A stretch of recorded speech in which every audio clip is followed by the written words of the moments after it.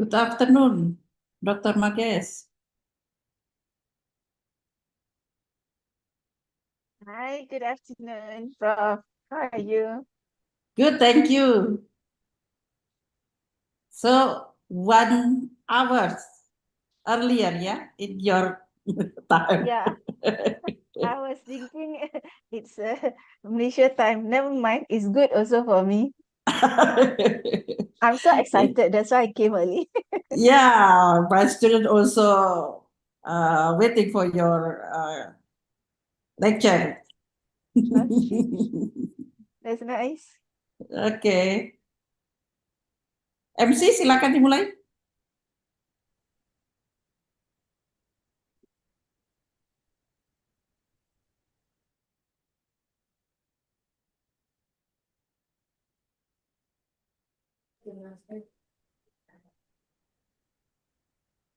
Good afternoon, ladies and gentlemen.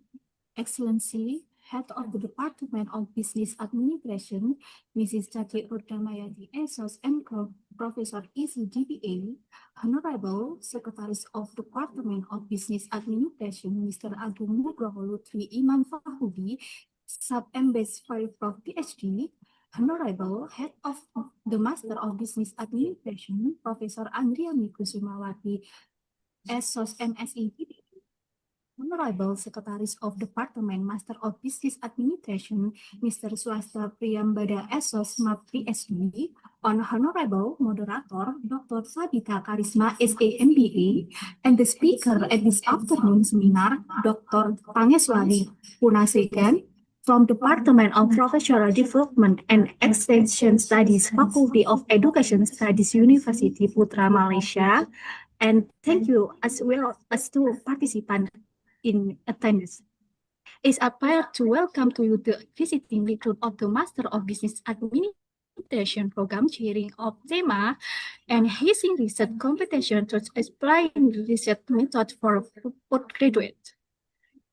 Before we begin, allow me to introduce myself. My name is Umi Masito, and I will be serving as Master of Ceremony for this afternoon's program. The agenda for today's event is as follows. First agenda is opening. The second agenda is welcoming speech and opening by the head of Master of Business Administration. And the third agenda is group photo session. And the next agenda is visiting lecture session by Master of Business Administration. And the last agenda is closing. To begin our program, let's take a moment of our silent prayer according to our respective religion and belief. My today is event proceed smoothly and meaningfully. Prayer begin.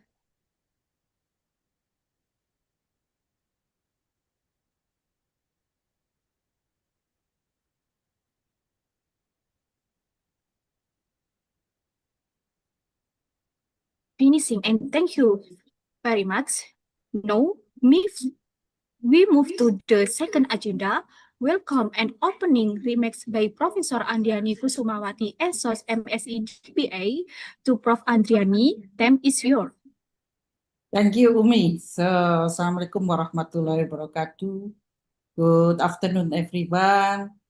On behalf of Faculty of Administrative Science and Master of Business Administration Study Program, Universitas Brawijaya, it is my distinct pleasure to welcome all of you to our special event today. We are very grateful for your presence and enthusiasm.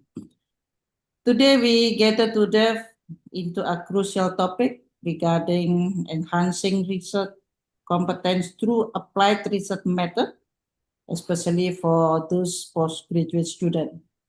In our era of rapid change and data-driven decision, understanding rigorous research method is more vital than ever for future business leaders and academics. This session provides a valuable opportunity to share ideas and learn from each other experience. We are incredibly honored to have a distinct guest with us today. And please join me in extending a warm welcome to Dr. Mageswari Kunaskara from University Putra Malaysia. Actually, we only met online. We didn't meet physically, but I believe that her expert in the field of business research as well as human resource development will be give more insight to my student, especially in Master of Business Administration. In many years of experience as a senior lecturer or numerous publication, Dr. Mageswari bring a wealth of practical and theoretical knowledge to this forum. The insights he will share are bound to enrich our understanding to how sound research can drive effective business decision.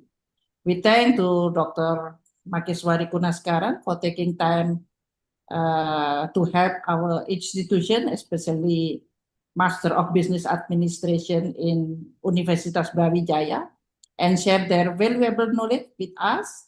And also thank you for all the committee members who contribute to make this event happen. I encourage all participants to actively engage, ask questions, and make the most of this inspiring session.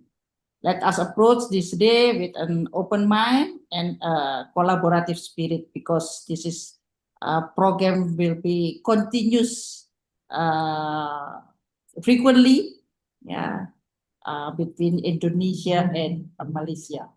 So without further ado, on behalf of the organizing committee, I hereby declare the visiting lecture event of Business Research Method officially open. Thank you, and I wish you all an insightful and rewarding session.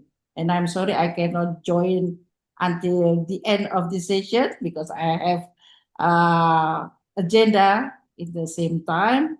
So thank you again for especially our guest speaker, our visiting lecturer, Dr. Mageswari Kunaskara. Hopefully we can meet physically either in Malaysia or in Malang, Indonesia. Thank you, and Assalamualaikum warahmatullahi wabarakatuh. I will hand it over to the Master of Ceremony. Thank you very much, Prof. Andriani Kusumawati, for insightful opening. We will move to the next agenda, a group photo. Before the document team capture the photo, we kindly request our participants to turn on their camera so you may be in the screenshot. First slide, slide 1. 3, 2, 1. Next slide, slide 2. 3, 2, 1. Slide 4. Slide 3. Maaf. 3, 2, 1. Udah. Thank you to our documentation team and all participants. Next, we'll move to the main event, the visiting lecture by the Master of Business Administration. Before we move on the first topic, we use our participants to stay tuned until the end of the event. The organization commit will distribute an itinerary link, which will be used for certificate distribution. Before we start our main agenda, allow me to briefly introduce our moderator, Dr. Sabita Karisma, a lecturer at the Business Administration Student Program, University Brawijaya, has successfully mentored numerous students in developing innovation projects in digital business and finance, as well as scientific publishing work aligned with great industry development. She completed her bachelor, master, and doctoral degree in University Brawijaya and has held first positions include manager of the Quality Ensure Culture and Quality Ensure Health unit. She also worked as a finance consultant, corporate finance trained, and CEO of Jasa Sekawan. Ladies and gentlemen, please welcome our moderator to Dr. Sabita Karisma. Time is yours.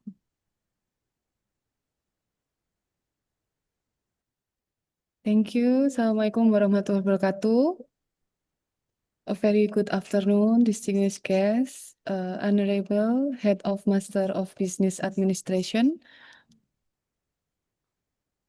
Prof. Andriani, and then distinguished faculty members, especially the committee members, our esteemed visiting scholars, Dr. Mageswari Kunasegaran, right? And Yes, last correct. but not least, to all participants, including our valued audience. It's an honor to welcome you today visiting lecture seminar organized by the Master of Business Administration Program, Faculty of Administrative Science, Universitas Brawijaya. I'm Dr. Sabita Karima, and I have the serving of as a moderator today event with the theme Enhancing Research Competence through Applied Research Methods for Postgraduate Students. And then before we start, let me introduce our main speakers, Dr. Megeswari Kunasegaran, as a senior lecturer at the Faculty of Educational Studies, University Putra Malaysia. She earned her PhD in Human Resource Development and hold extensive professional credentials, including certification as a professional consultant, coaching and mentoring professional, and HRDC Malaysia recognized trainer. Moreover, she has received some awards, including Best Presenter Award, Emerald Special Best Paper Award, multiple silver medal from University Putra Malaysia, and then Outstanding Reviewer Award for Q2 journals. Her scholarly contribution span high impact journal publication also, major research grant, and active engagement as a consultant, reviewer, and trainer across diverse international platforms. So inspiring, Dr. Mageswari. Okay, ladies and gentlemen, please join me in welcoming Dr. Mageswari Kunasegaran. Dr. Mageswari, the screen is yours. Thank you. Oh, I'm getting more nervous than you. Okay, very good afternoon to the Master of Ceremony, Miss Yumi, and then the moderator, Dr. Tabisha, and then to my dearest honor professor, Prof. Andreni, and also my good friend, Dr. Karishma. Okay, I'm a blessed actually to be here to sharing a little knowledge which I have with me and to the committee and to the students as well to the lecturers. Yeah, all of you making me more nervous. Okay then. So behalf of University Putra Malaysia, especially from my faculty, Faculty of Educational Studies, and my department, Department of Professional Development. I'm thanking all of you to inviting me and also to appoint me as the visiting lecturer. Allow me to share the slides.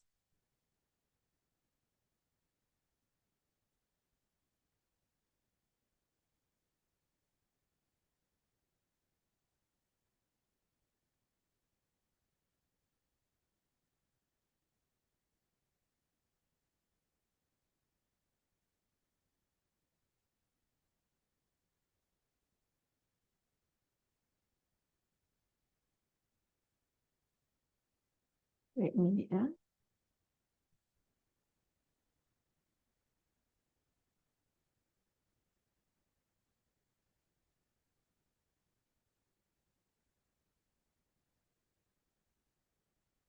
Are you able to view this?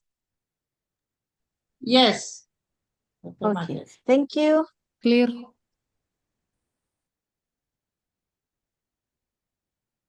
Okay.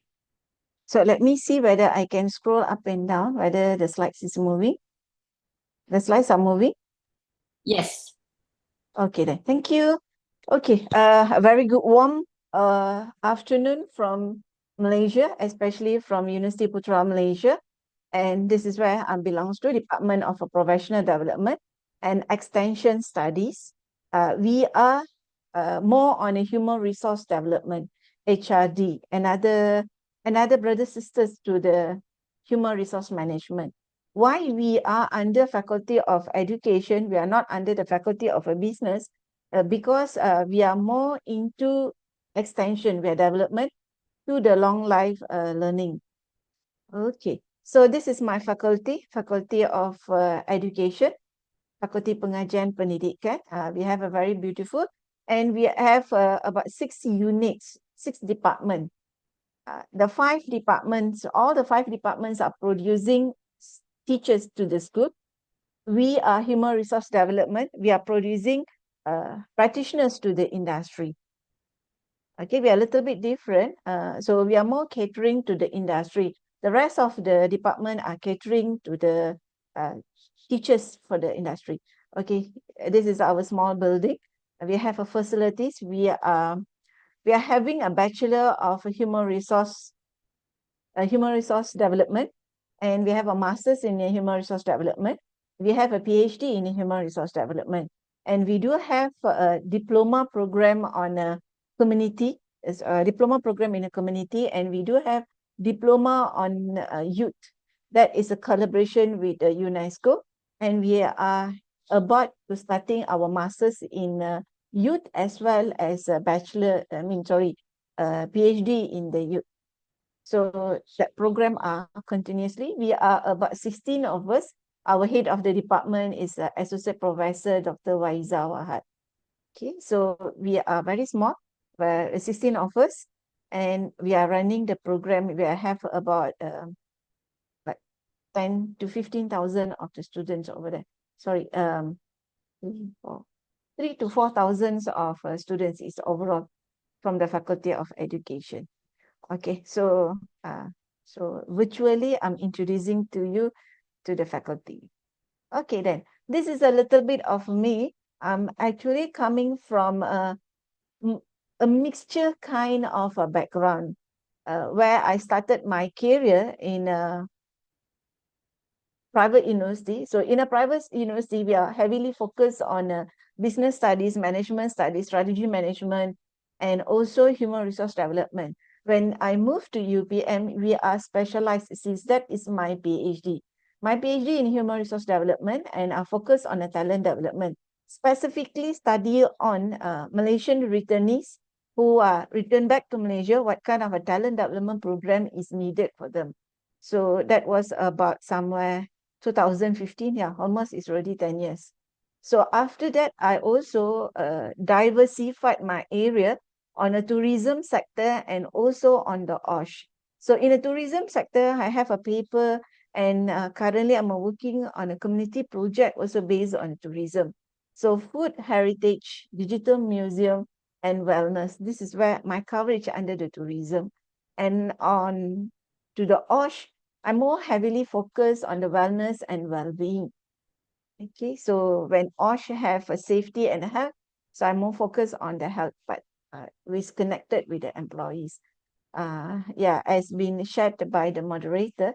So recently this year, I've been won a paper under the Emerald. And before that, I do have a Best Paper Presenter Award from SISEM program. Okay, and then somewhere 3 years back, I have an outstanding reviewer. So in UPM, I also involved on the teaching and learning innovation competition, because I'm the kind of a person looking what is the best we can deliver to the students. So I always involved with AI, innovation, communicating technology, how that technology able to simulate or help the students for undergraduate, postgraduate students as well. And this is my involvement with the industry. Sejahtera IPT mean we are looking into the students' well-being. This is a program we been awarded after the pandemic, or during the pandemic, it actually been started to looking into a student's well-being. After that, I've been conducting a fully on a Penang Port Commission. So this is a succession roadmap plan. This is on a talent development, how to develop a competency, how to assist on the performance management, how to look at the best training and development. It took about 8 months to complete. And then currently I'm working on the competency development for UPM leadership. So this is our internal grant. So how we can cater, or how we can prepare our academic towards of become a leader. This is a quite challenging, and it has to be right on the momentum, because we are looking into a different spectrum, because we are not longer and as a only academic, we need to move on to become a leadership. So this program is mainly to internal. We identified what are the suitable competency, how we can make it a roadmap for the lecturers who are moving to the academic, academic to moving to the leadership. Okay, and then I also partly involved with the students who I have done on a program, and that program we are catered to the polytechnics on preparing mentoring, competency and mentorship. Okay, the last one with the competency ESG development. So this is for TNB Research Hub, so Synergy Power Company, how they are preparing aligned with the ESG. So when we are talking about HR, HR is a hub. When we are developing a research work, research study and project study, we need to look into the holistic manner. So it's always good where we can extend our knowledge and also experience and involve where we can be able to solve the problem for the industry. So we are not only focused on HR, but aligned with that, look into which area you can contribute. So that's how my research work related to well-being and also talent development. Okay, so okay, the training, I'm doing also training for the academic, also doing training for the business. And I'm quite closely working together with NGOs. So the first NGO is Malaysian Occupational Safety and Health Professional Association. So I've been with them for past 5-6 years. So that where I can study on the employees' well-being.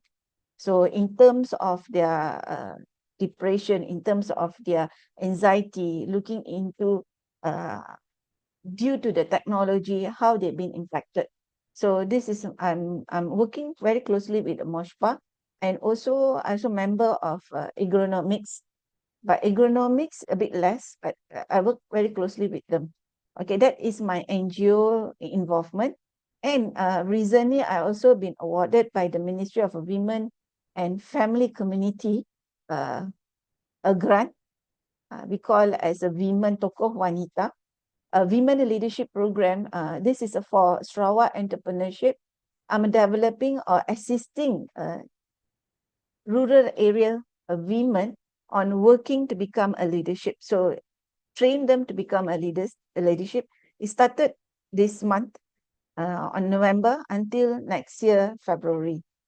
So it's a combination of a training, mentoring, coaching, online section, where they need to be developed on their preparing themselves to become a real leaders. And also part of that, also become a judges for the Techno Olympic under Miranti Musti and with the ASTI. Okay, so if you're looking my background, mainly which I can, whatever is related with the talent development, I'll be there to contribute. So beside that, some of the pictures. So the last one down is the community program, which we done early of this November. Okay, so just a little bit sharing of me. Okay, and for publication, I'm still working on. I'm not that good, but I'm there. My H index is almost there, above than 6, far away from Prof and some of you, but we are working towards of that. Okay. So let's look into this program. Okay, mainly today, what we're gonna do is a sharing section. We were looking into the title. We are looking into the students to become highly competent, and how students, when you are leaving the university, when you're moving toward of the workforce market, you need to be a multitasking role. So whether you are working to the industry or you're going to the university, or you're going to be in the NGOs, or you're going to be in the part of the policy makers, okay, the more important for you is the skill set. So now, when in your master's program, you need to learn as much or as good, okay, beside being a skillful researcher. Okay, so this is our outline. We're going to look into what is your role as a researcher. Okay, being a student, you become a researcher. and to understand what's the research process, type of a research, and looking into what the theory and a model. So it's going to be help you on developing on your final year research paper, or some of you are doing full term of a research, so that will be helping you. Okay, so let's look into the first part of it, competent postgraduates. Okay, even in Malaysia, we are looking towards of producing undergraduate students with a lot of a skill set. We are in the stage of moving towards or moving beyond than a classroom, or beyond than whichever degrees we are having, okay, or whichever master's degree we are having. So the most important we are looking at today is mastering your knowledge. Okay, mastering knowledge will become number one. So when we are talking about mastering knowledge, we are talking about competency in the knowledge itself. So you need to grasp a hold on the knowledge. Second, the skills which are related to the your program. Okay, it can be a soft skill. It also can be on the technical skills of that. Okay, and then action, ability. You need to perform that. How you gonna perform this? Okay, it's not enough with your project paper. It's not enough your assignment. So you need to move beyond than that. Okay, beyond the classroom. You're involved in a competition. You're involved in engaging or working together with your professors, working together with your lecturers, or you're helping industries. Okay, so that all will be count in where you can mastering your knowledge. Second, we are looking into high level research competency. So when you're producing a research paper, okay, I'm sure many of the lecturers are producing a lecture paper, and you also embark on producing your own research work. So look into the high level. High level mean how I can produce the paper in a Q1, how I can be present in the international conference paper. Okay, so that we are looking. So that means you need to put the seed in your mind, I'm the best scholar in the industry, even though you are a student. So be a critical and analytical thinkers. So you need to look beyond. Nowadays, we have AI with us. And we have a lot of tools to simulate a research work. So if that already helping us, so what beyond we need to work in? So what the hell you need to work beyond? And academic scholars, you need to think yourself as academic scholars. Okay, and be a global mindset. Think outside the box. This is very important. So you don't think yourself as a student anymore. So you're going to need to think beyond than that. How I can be a scholar, how I can be a practitioner, how I can be a community driven, how I can help NGOs. So when you are helping a lot of people, okay, a lot of sectors, you are actually preparing yourself and your mind to be face rigid and fast moving industry. We are totally in a digital economic pivot. Every single time when you are looking, a lot of things are changing. So we really got no time to hold ourselves behind, instead of we are working towards. Okay, and be professional and also high integrity. When we have a lot of AI helping us, we tend to be a little bit lazy, and we ask assistance from all the AI tools to help us. Helping, okay, but beyond than that, no. So you need to put your effort beyond, and to show that you are more capable. And with using all the AI tools, you become a much more smarter. Okay, the last one, you need to keep on learning day by day. Even though after your master's program, after your PhD program, you need continuously learning. Every single minute, things are different. When you publish today, tomorrow is already different story. So you need to work it out. You really need to be in the networking, see what is more you can be improved. So this is what in your mind you need to keep. You need to be moving towards to become a completely different students when you are graduating. So when you are graduating from the universities, okay, I'm sure Prof will be very happy to see the student in a different ground. When you're taking your scroll, okay, like the picture background here, when you're taking your scroll, you're not only taking a scroll, but you're adding values. So how you need to add this value is all on your hand. You've been given time 1 year or 2 years to perform your master's program, but you still have a Saturday, Sunday to work on. We cannot keep quiet, just attend the classes, fulfilling all the requirement for the subject.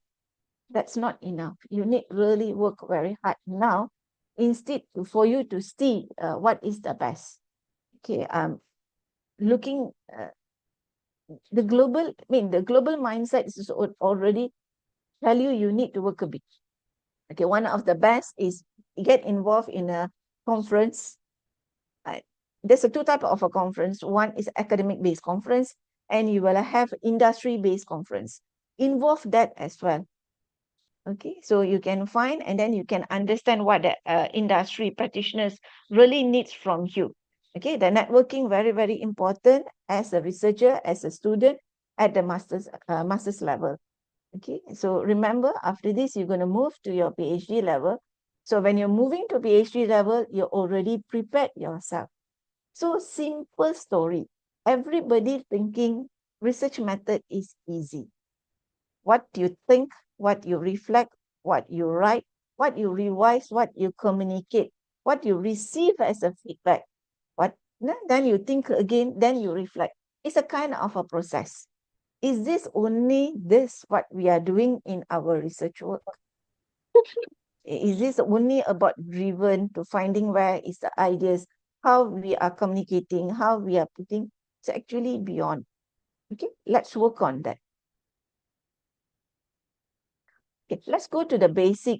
Okay, when we are looking into the research, we will be looking into the basic thing, research. What we need to do, what we are actually looking. So we are looking into the idea. Is it new idea? Is it a something new? Or it already been there? We are going to be improvised. Or we're going to be added some other element so it can be speed up the process. Okay, so we're going to look into that. Why we are really aiming for. Okay, then we're going to look into the verb. Verb here, we very closely to work. How the action, what you want to research, what is the action activity will be behind of this. So then finally, we're going to convert these two process and we're going to make it into a systematically ordered. Okay? Then we're going to process with the study background. Okay, the proper investigation of the knowledge and undertaking established fact and a principle. This is very, very important. As a researcher, we are not just based on a viewpoint. We are just not based on a cyber wars. We into and then we're giving a viewpoint. No. So all our activity or the research will be based on fact and finding. Okay. So academic research, how this academic research is actually different from other type of research. In industries, they also embark on the research. They also do research before they are looking into the research grants or they wanted to solve any problem within their organization. Their employees are not satisfied or they can see the trend of the employees are resigning or they can see not really engaged. Employees are not participate in any of the activity. So they are also still doing the research work. So what it is different to us? How it can be different to us as an academic research? Academic research is totally systematic process of study. Okay, if you are looking back to industry also doing the similar thing, but they call themselves as a consultant. Okay, if you're looking into the model, if you're looking into their theory, they will still visit the model and theory, but they'll be heavily into it of problem solving. Okay, we have also under academic, we call industry research. We are more industry driven to solve the problem, especially those who are coming from the STEM category, science-based students or engineering-based students, mathematics, or the technical background, they are more involving. With the IT, nowadays, even social science also able to solve problem. Okay, so in HR, we have HR based on AI. Okay, and we are looking into how AI can help in terms of HR. And when AI can help HR, of course, it can help strategy. It can also help in a marketing. It also can help in understanding business process. It also can look into how the business can go into the future. So when AI is here, it's actually closing the gap between the social science and also the scientific research, because we always have a gap. Under the sun is a different, social science is a different, and now with the AI, we can be close the gap. We also can work very closely with all this AI driven. So that's why we are in a digital economics. So digital economics for everyone. And all the organization will start to adopt according to the digital, whether it's a digital or AI or new technology which will be coming in the future. We never know. Okay, so, and if that, okay, that is the fast movement in the industry. So we need to add that into your understanding. So you cannot make a research in surface. You need to deep down, looking into the research in a different perspective, especially to the industry. How your research can able to help them to solve their problem. Okay, even your undergraduate student or your postgraduate student, especially master's student, you don't think you are far from your PhD. You are very close to your PhD. You are just another page, that's all. So at the master's level, you need to think and work as if you are a PhD candidate. Then you can look your area in a different manner. Okay, so the first thing, you need to go more deeper. Second, strengthen your argument. So whenever you're sharing your viewpoint, this is my problem statement, and go beyond that. Why it is more important, not only literature review, find the strength from the industry, find the strength from the economic perspective, find the strength from the country perspective, or the global perspective, so that you don't give a space or gap for the examiner to question you. No, this is the best, this is the good, this is what will really be needed. So it increase your confidence level as a researcher, as a student. Okay, so it automatically will reduce on the biasness and also misconception. So when you strengthen your knowledge, it will minimize all the other things.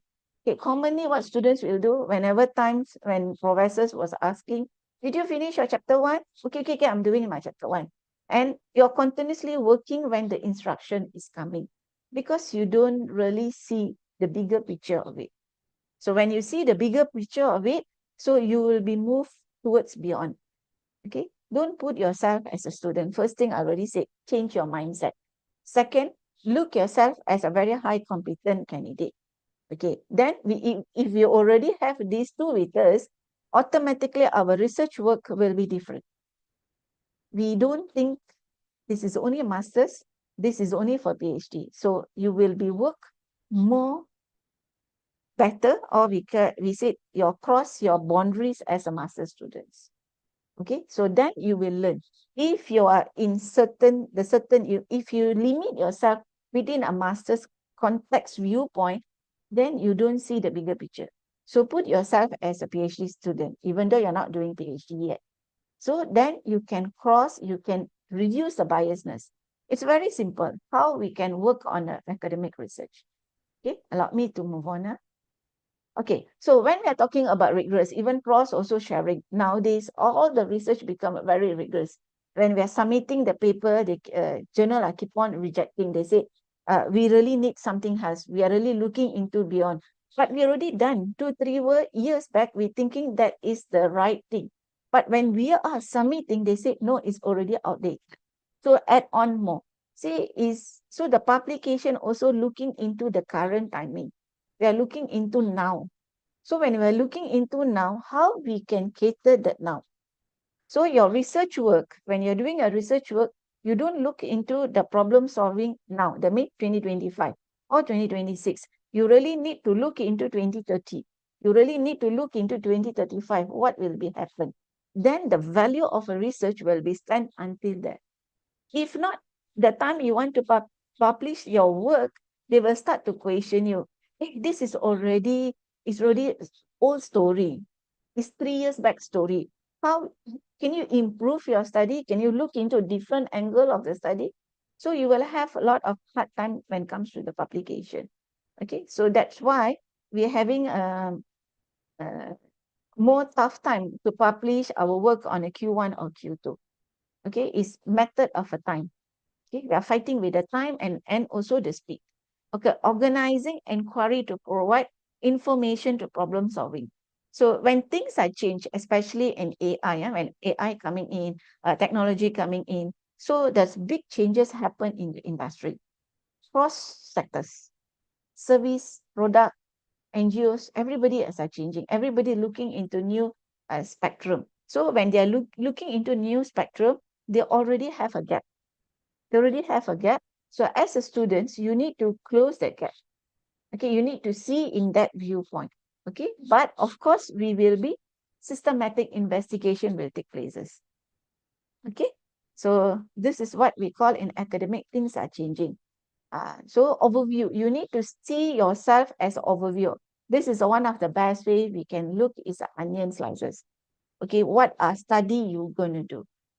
Okay, I'm going to touch about little bit on this because when we are moving from master's to PhD and we are postgraduate student, they are not longer to thinking in a smaller scale. You need to look into a bigger scale. So when you're looking into bigger scale, this is the best viewpoint where you can see yourself. So philosophical study. So when we're talking about philosophical study, which angle you want to zoom on? Are you going to look into positivism, or you're going to look into how real it can be, or you're going to be like a very subjective error because it's only happened in one industry. For example, automotive industry. So if you're looking into the automotive industry from last year, it's just like this year, 2025, Jan to December, a lot of changes happened to the automotive. Immediately, they are changing from the commercial car to the vehicles. Okay, so when we are changing that manner, then it will be moving. Okay, so the people, the employees will be different. Okay, and then the system will be changed, and the perspective will be changing. So if it's one subject matter, we look into the inductive, and we can do a case study kind of study. Mono method mean we are looking into one single study. If I'm studying on Malaysian cars like Proton, so if I'm looking the study only in a Proton, we call that as a mono method because it's one single studies. The employees coming from one single organization and the managers coming from one single organization, then we call as a mono method. If you are taking the industry, okay, we have a Proton, we have a Perdua, and let's say you also wanted to include Toyota, you want to include on the Honda, and then it become different. Okay, so it starts from your viewpoint of a philosophical, layer 1, layer 2, layer 3, then you move on to the layer 4. So what is means by layer? You actually narrow down all your thinking process and also your solution methodology. Okay, from the choice, you moving into the time. So the time, am I going to do this study from a cross-sectional, one-way solution, or am I going to do thinking of having that like after 3 months, I'm going to restudy back, or after the 1 year, am I going to go back and restudy? So that is a longitudinal. Okay, so when you're looking into the techniques, so you're able to see. So if this problem, how am I going to solve that problem? How am I going to look into the data? Am I going to approach on qualitative? Am I going to approach in a quantitative? That will determine your analysis. So in your chapter 3, automatically it will divert you, whether it's a qualitative or quantitative. Whether quali or quant, it's going to be answer back to your research problem. Okay, so always as a student, you need to have zoom in, okay, and have the holistic picture. So when you have a title, when you are looking into your supervisor, you're talking to your supervisor or your professors, or you are engaging in any research work, you quickly go and into this kind of a holistic, so it helps you to define. Okay, so you need to do a lot of visualization as a researcher. Okay, so this is the main idea of it. Okay, I'm moving on. Okay, so as a philosophical, why as a philosophical? Why we need to look into the philosophical manner? Because that's where it starts. It starts, what is the nature of the research? What is the purpose of the research? Why am I exactly doing this research? Is it going to solve the problem, or am I doing just because, yeah, it's a part of the requirement? I have my project paper to be complete. So, like a students, they love to do satisfaction, employee satisfaction, customer satisfaction, and who has satisfaction, they say that is easy. Or they love to do on a motivation. Oh, no, I'm going to study on how people are going to be motivated. So as a master student, don't do any studies related to these two. Okay, that is for undergraduate. You push that to undergraduate. Now you're going to look into what is the best for you from philosophical viewpoint. We have a lot of things to study. So if the undergraduate to do the basic study, you move on, think about what is the best to the industry. I'm sure you came across these two, inductive and also deductive. So inductive through your observation, like tourism, we love to travel, we love to see people.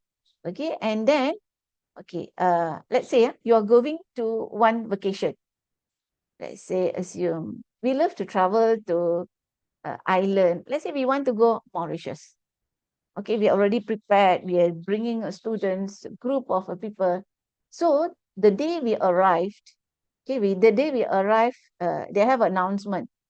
Okay, next 2 days nobody gonna be leave because we have a big wave, and not anybody allowed to travel, or nobody allowed to travel near to the seaside. You're going all the way to Mauritius because to see the beauty of the sea, the beauty of the sunset, okay, and then the greenness of it. And suddenly you have this instruction. So it become what we call is a crisis.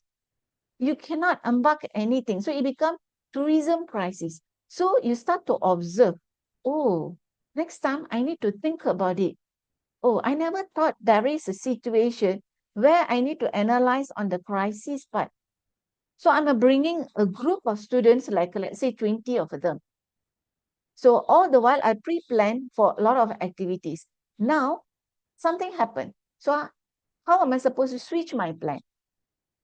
So once you have a crisis, what you're going to look at? So it teach you a new viewpoint. So whenever you observe, whenever you experience, it gives you another learning curve. Oh, all the while I never study on the crisis. So now we need to study on the tourism crisis. So you start to identify what will be pattern, what kind of a research work will be here, and where the process going to go. Is it just happen in a certain uh, geographical area? It do happen in our part. We do happen in Indonesia. We do happen then and here. So it gives you a new insights. You start to work on the hypothesizing that. Okay, you try to draw where it will be. So finally, you will gonna work on the new theory. So this is what we call under qualitative. You do observation based on some situation happen. It triggered you to do further analysis. From the analysis, you're gonna draw, oh, this is a new insight. So how we can contribute to the industry, to the theory. Okay, so that's why we call inductive reasoning. So deductive, the other way around. We already identified your theory, but we try to improvise. So deductive will be more on a quantitative base. Quantitative base means you need to closely work with your research problem and also your hypothesis. Okay, these two work very closely. So when you do, this is where your direction will be.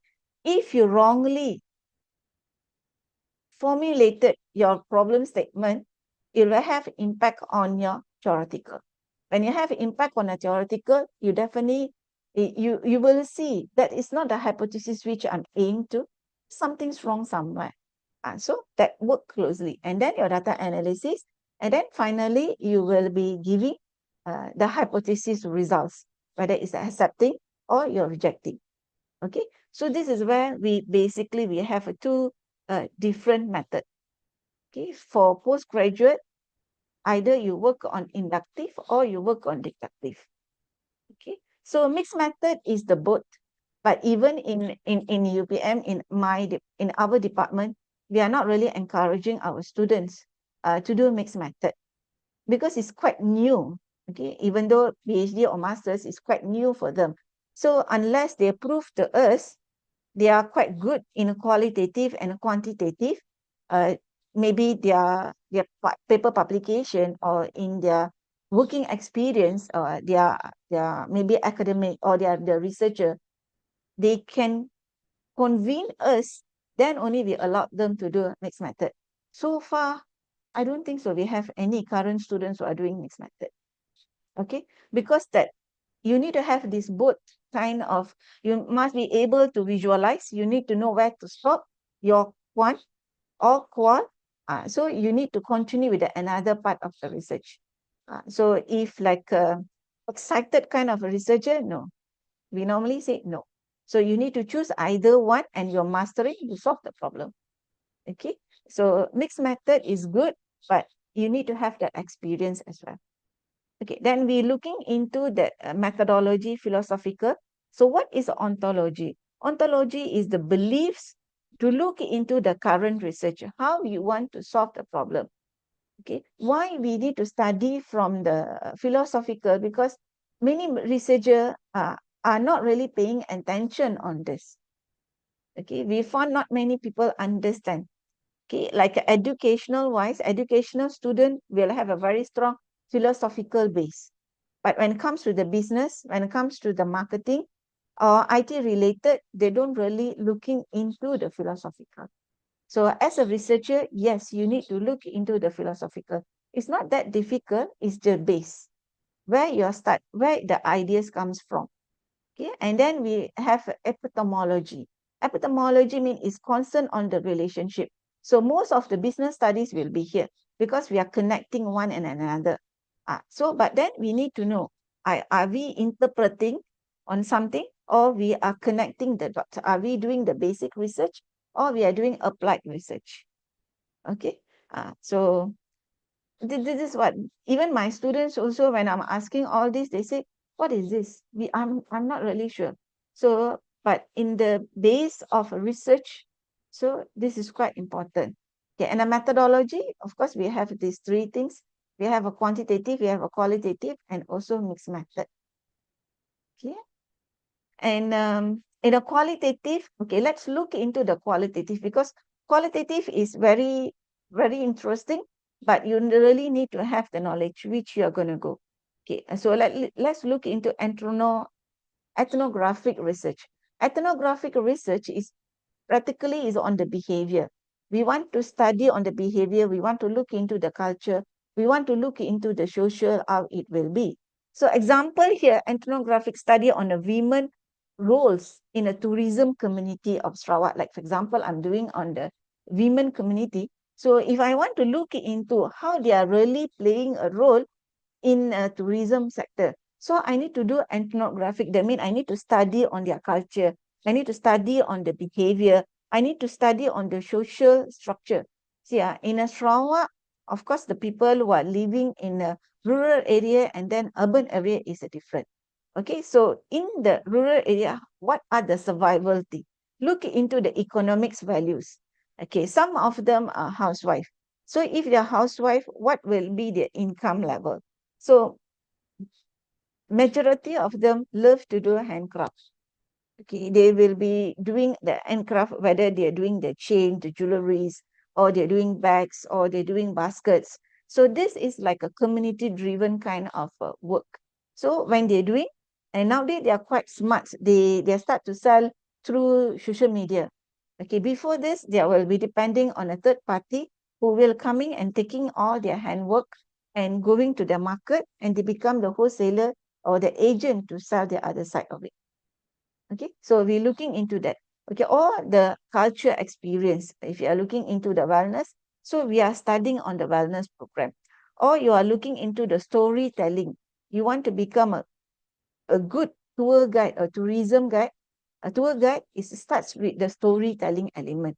So you want to study on the ethnographic of the traditional storytellers. So you will be doing this kind of study. Okay, this is ethnographic. Phenomenology is based on the situation, okay, the lived experience of women leaders. So we are taking a lot of best women who are leaders in a politics or in the business or in a community. We study on them. We study on their current, how they are living, how they are projecting, and looking into their perspective. Okay, second, for example, first time managers will experience the leadership. So first time you become a manager. So what will be your experience? So phenomenon, it itself is actually the experience, is more into the experience. If you want to do any study related with the experience, so this research area will be one of your favorite, okay? So it will be conducted on the qualitative manner. We cannot do experience, we cannot count, or we cannot make it into a numbers.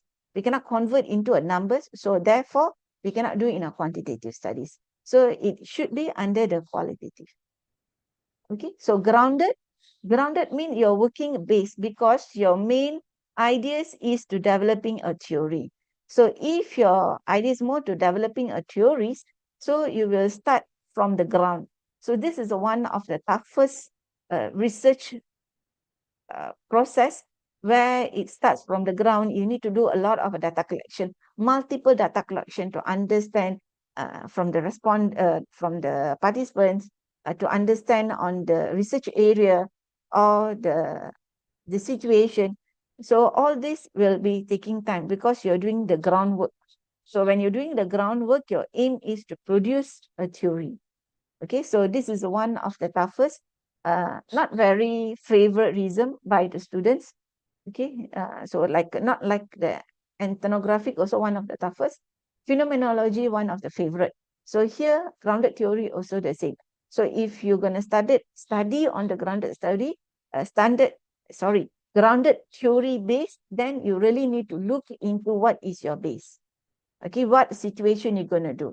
If here I'm gonna study on the early career academic transition, so if I'm looking into very young Z community or Z generation become academics, so what are the transition with them will happen? Because we know Generation Z is a different. They are not going to have, they have a different setting and they are more result oriented. So if they become the early career academics, will they be sustained in the academic until now? Like professors been in the academic like 20 years, 10 years, 15 years, will they be in that position? Or they going to be moved? So that's a new studies, new area, new theory will be upcoming. Okay. So this is action research. This is also kind of very interesting.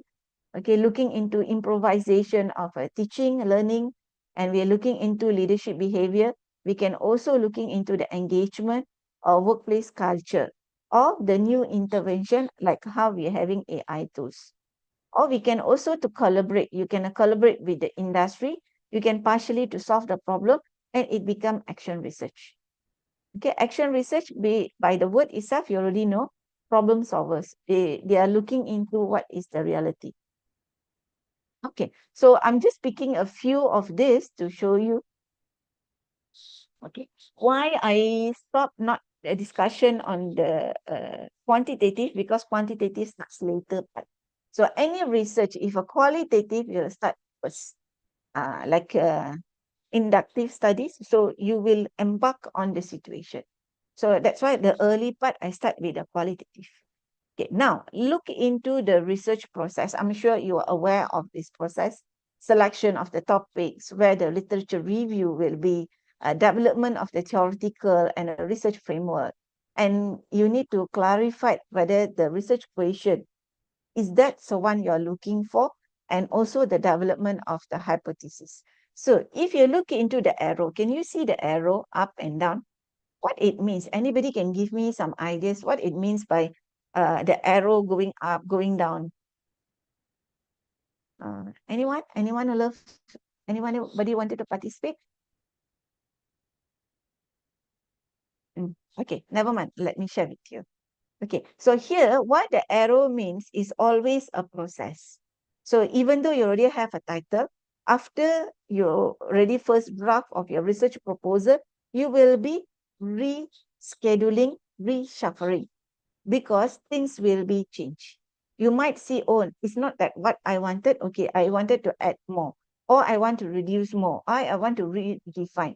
So until your research your research proposal been developed, you will be doing the changes. Okay, that's why you will be having hard time. Okay, when your supervisor said change, you need to change.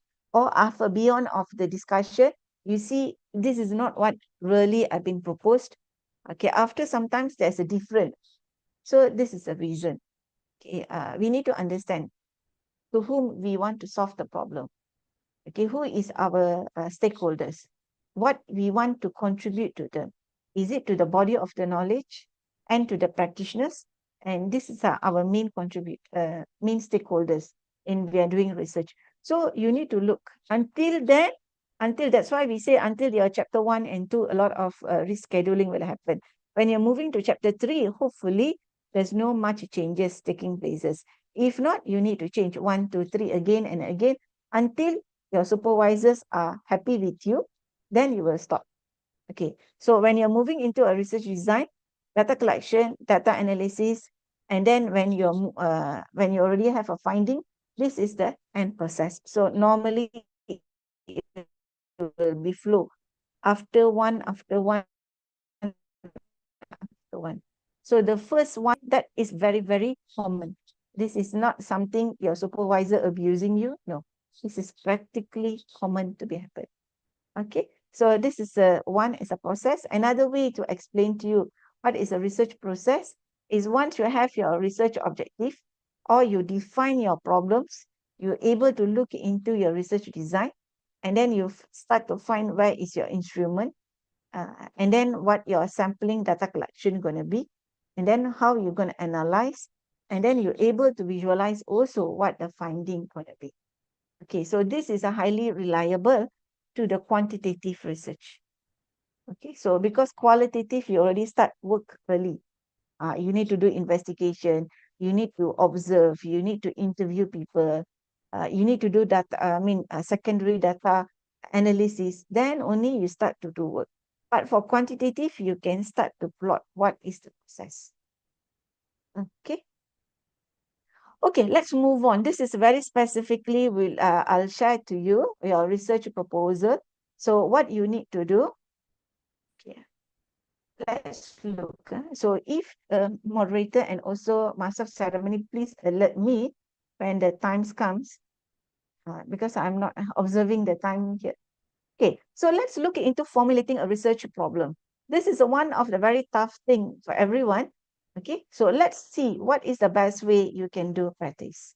Okay, first identify what is your intent to do. First thing, what is your research area? For example, if you want to do research in human resource management, management is what? What we define as a management. Management starts from the recruitment and also the interview process. Once the employee is being employed in the organization and they are been given a letter of confirmation, so on the time your development process going to be starts. Your career development going to start. Your career pathway going to start.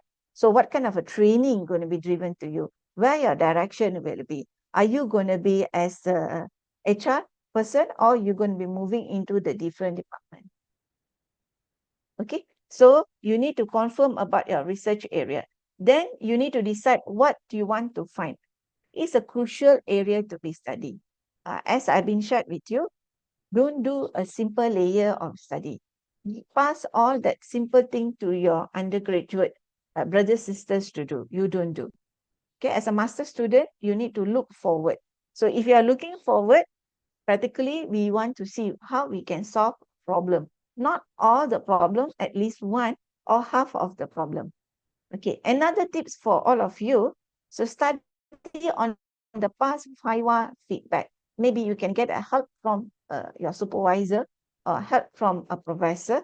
So making a review section from the past Viva. Okay, or you have your seniors going to approach to them.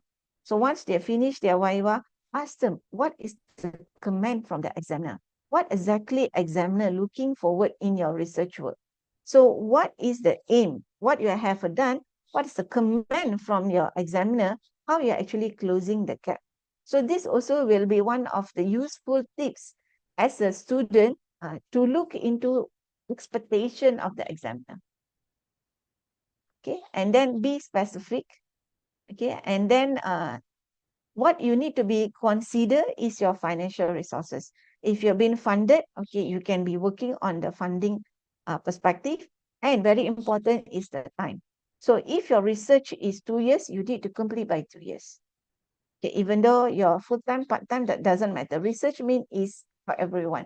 You need to be very highly disciplined and also time-driven. Time-driven means you already have your activity what you want to do, so you need to be fulfill according to the time frame. If not, if you extend, the trouble is not to your supervisor, it's not to the university. You as a researcher, you will be finding very hard time. One, you need to revise again. Second, it's already the what we call, you already bypass the urgency of doing the research. Like say, for example, now we are talking about AI. Before AI, we are talking about digital. So let's say you're already working on communication technology. Communication technology, I think so, like past 5 years before now. So, and then you've been delayed, like 3-4 years you've been delayed. It can be due to anything. So, but then when you start back, you cannot actually start where those days, your information technology. You need to look into AI because that's where we are now. So if you say, no, I want to carry it with whatever my past studies, yes, but then you cannot publish that work because it's a lot of people have already solved your problem. The problems which you said early, 4 years back, 3 years back, it already been solved by other researchers. So if you want to carry on with the extension of your research work, can, but it will be having hard time to publish. Okay, so that is very, very important. Research, two things. Time is always, and then the speed.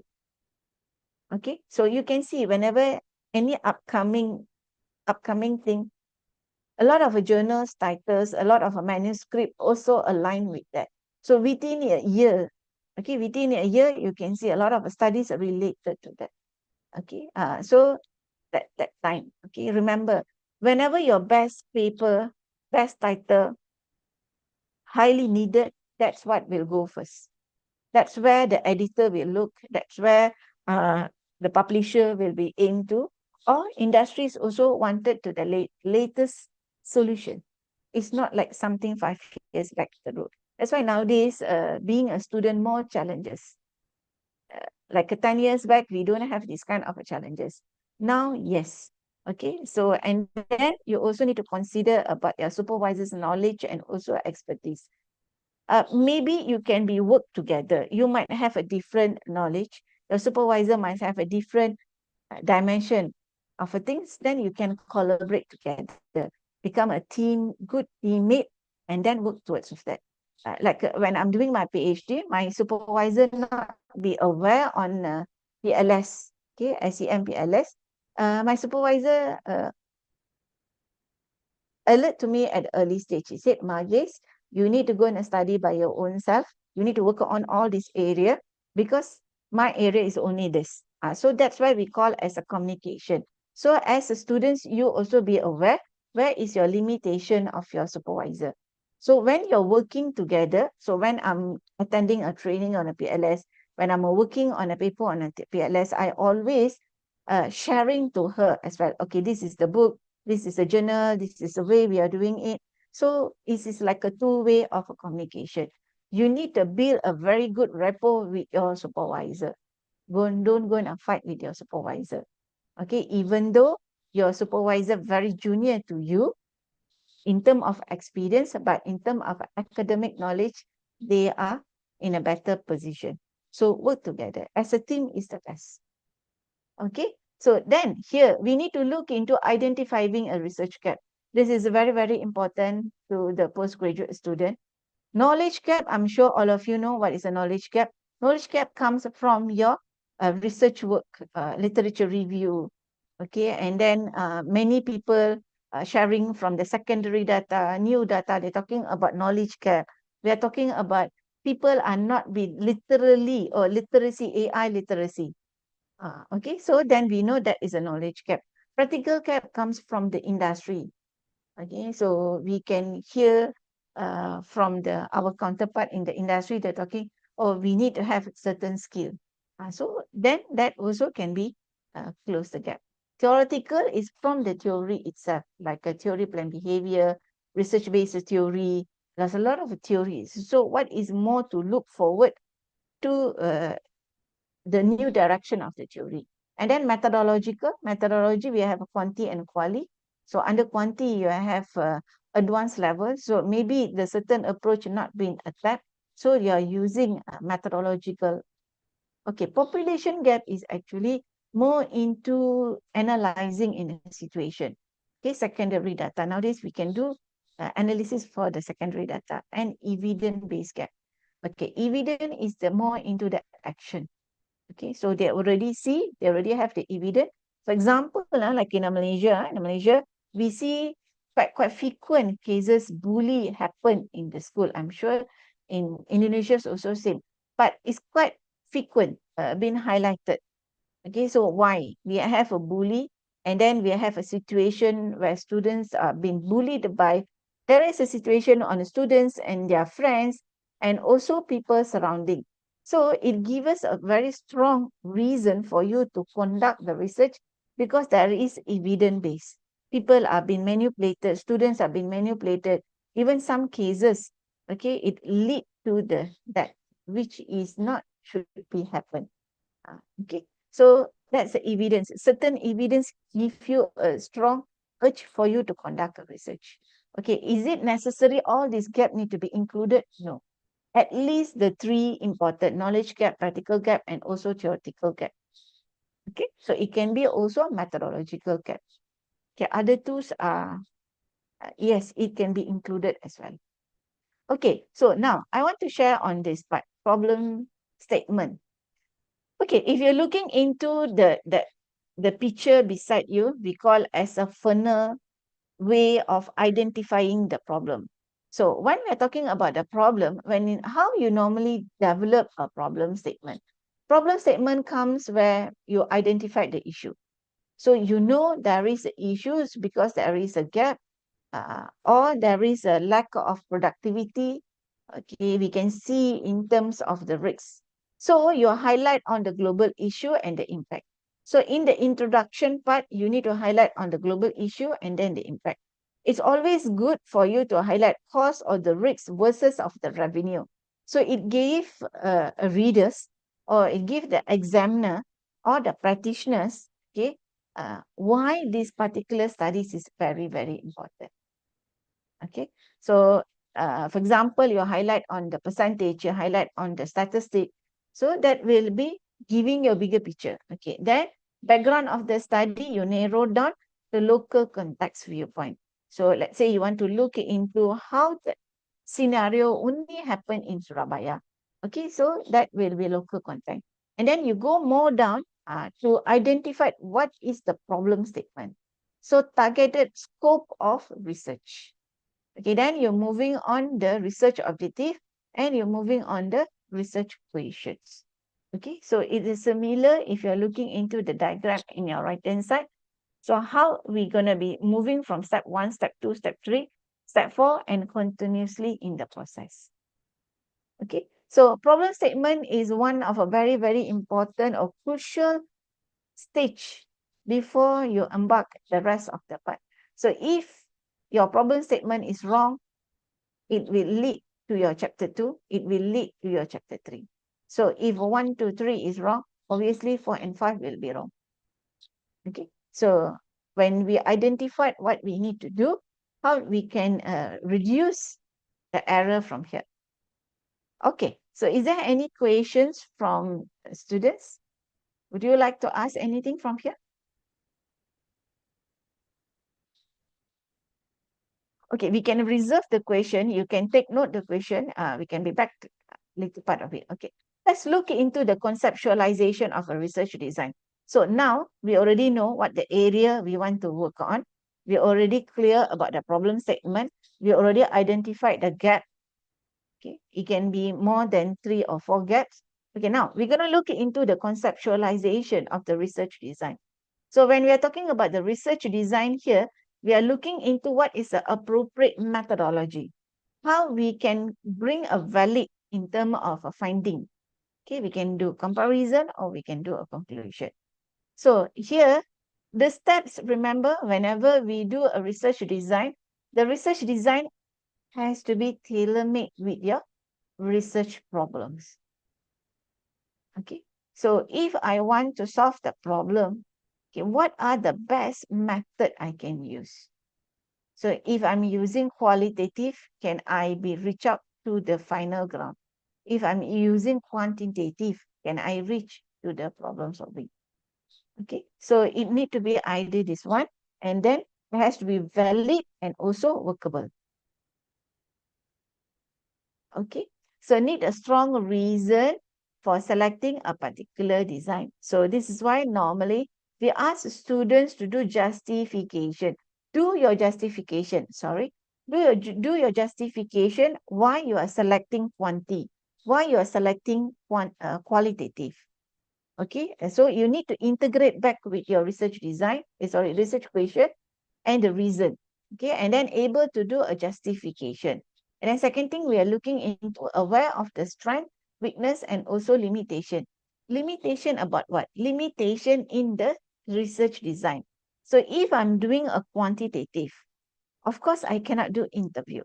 Or probably you do interview is just to understanding the process or to understand the influence factor between IV and DV. Okay, if I want to go more deeper, dive down, and then it will be different. And it will not be aligned with your research questions. So if your research question is towards of quantity, and you need to lead to the quantity solution, not to the qualitative. Okay, got it? So this is what normally as a student, you need to justify, you need to include reference and also some examples. Okay, past studies examples.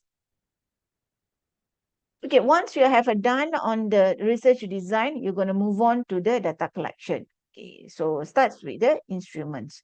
What is the instruments here? What we are talking about instruments. So in a quantitative, normally we are depending on a scales, or either we are doing adopting instrument and then you will be adopt according to your research area. Remember, we are not developing research questionnaires. So if you are developing a questionnaire, then you will be categorized as a instrument developer. So instrument developer can be as a one PhD or one research itself. Okay, so we are using the established instrument and we are doing adopting according to the research study. Okay, so this also need to be aware by the students. Okay, don't simply, oh, I want to do interview and then you conduct the interview section. No. So every single thing need to be documented. Okay, research is a systematic process. So document how you ask question, why you ask this question. Okay, how this question be easier. Okay, what is the message you want to be delivered through the question or through the statement. Okay, so it quite common practice, even though you're doing quantitative, you will do on the observation. You do observation, you do ask to the industry, what are the situation, what they really need to be improved. Okay, then only you can move on. Okay, so once you're done with the instrument, you will be clear with the instrument, you already run the analysis with the instrument, you already done your pilot testing and then pre-test. So in a pre-test, normally you will be looking into the question and you will be judging with their respondents. Okay, here we will choose about, maybe if you are doing a pilot test, about 4 or 5 or 1, 2 will do. Okay, to check on the questions, whether the questions are easy to understand or difficult. If it's difficult, it will be changed and then to place again.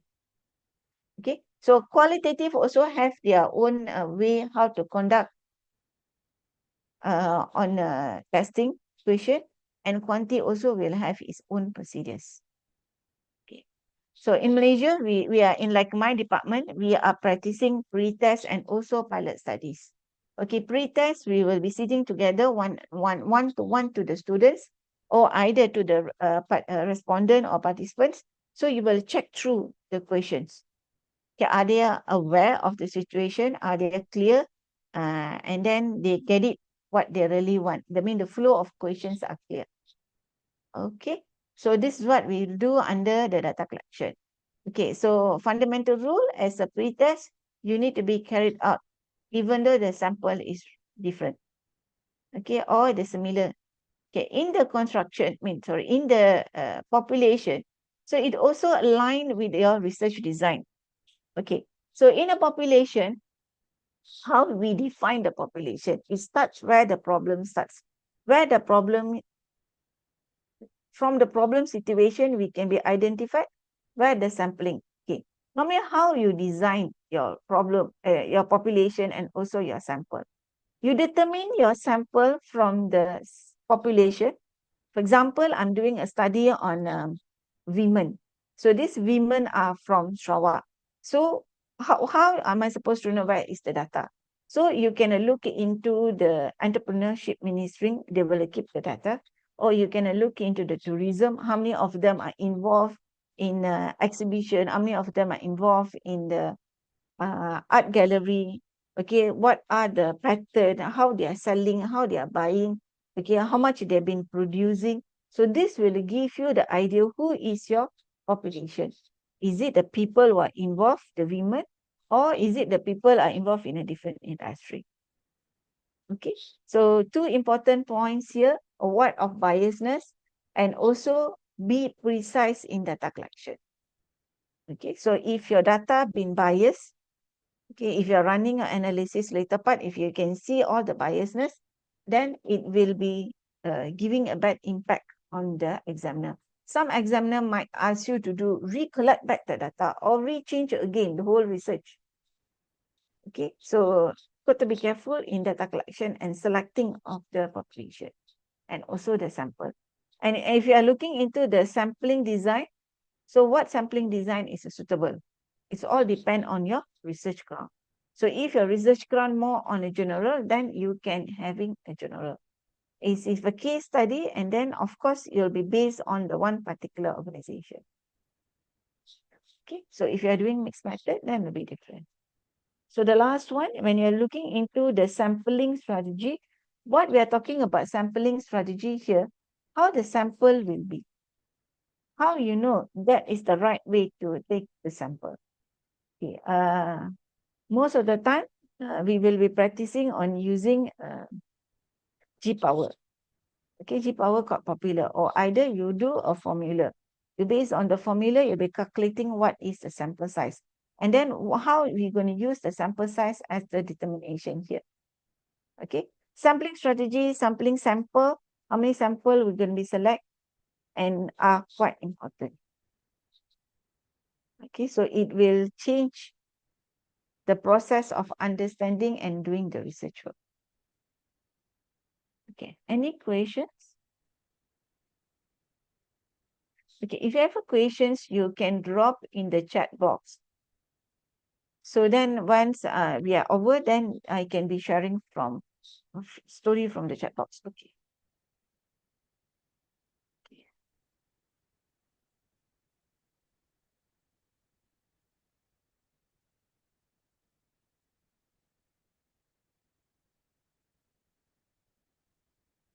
Okay, let's look into the data collection. Okay, data collection as usual, one you already complete on the research design, and you understand your sample size, where your sample size are, and then the technique of the sampling. Okay, then you're going to move on to look into the data collection.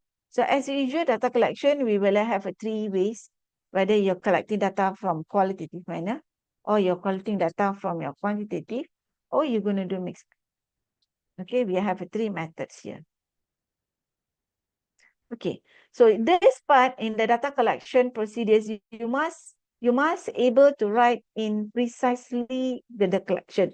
It's not like, okay, collect the data from Google form, and then after Google form, then data been derived to the SPSS, and then we can extract the information from the SPSS.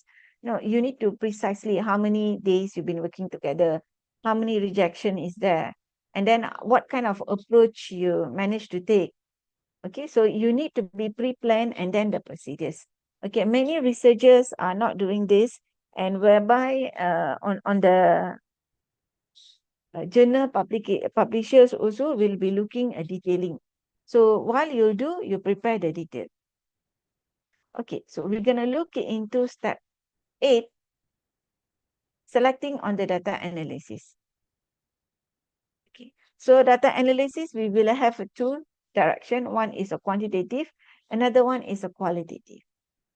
Okay, in quantitative manner, we know it's based on numbers. Okay, so we want to have the data. We want to look into a lot of form of data, secondary data and also primary data. Okay, and then we want to evaluate the data. Okay, so how many person been involved? Okay, how many people are actually buying? How many people are rejecting? So that is a message to be delivered. Okay, so the purpose is to test the hypothesis. Remember, early, I said in a quantitative research problem is the first important. Second is the hypothesis. So if the hypothesis is not clear, it will impact on your relationship study.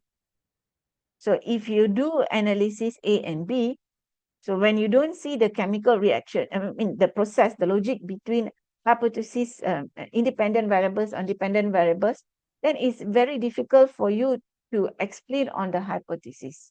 Many people assume the hypothesis is only a statement. No, it's a tight connected dot between A and B. So you must understand why must be A, why not B, or why not the other way around B. Okay, so the hypothesis for undergraduate student, basically we are using SPSS. For postgraduate students, we will be using advanced level of research. We'll be looking into PLS. We are looking into smart PLS. MOS, CPMOS. So we are looking into the advanced level here. Okay, so this too also is very big topic. Okay, so here I'm just like doing a summary. We need to do with the output, we need to do with the analysis, then it become better. Maybe the next round, I'll be doing this, okay? So in this round, we are more understanding on the research method. Let's precisely go with the research method. Okay, so when you're looking into the qualitative, I already shared with you all that methodology, I mean, what the approach under the qualitative. So there are examples, phenomenology, grounded theory, case study, narrative inquiry, and also ethnography. Okay, there are actually more. Okay, okay, now, so as an overall, okay, as an overall, once you're done ready, you need to recheck. You need to recheck from the first one. Start from the problem, look into literature review, look into the hypothesis, look into the research design, okay, and then you do a conclusion whether it's correct or incorrect. Okay, then only we go back to the result. Okay, so then the result will be discussed. Okay, so this is quite common process. Okay, so now what you will do,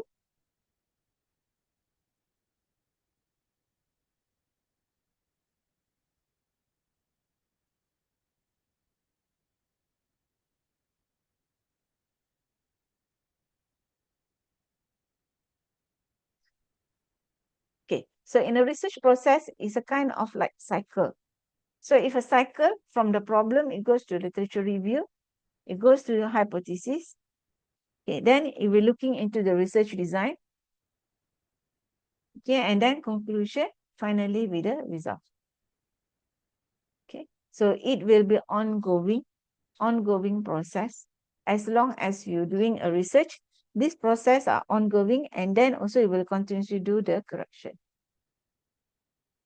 Okay, may I know what's the time now? How many minutes more we have?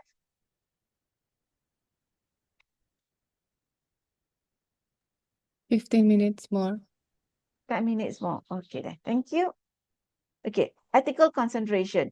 Okay, ethical concentration also another quite important aspect that we need to study here.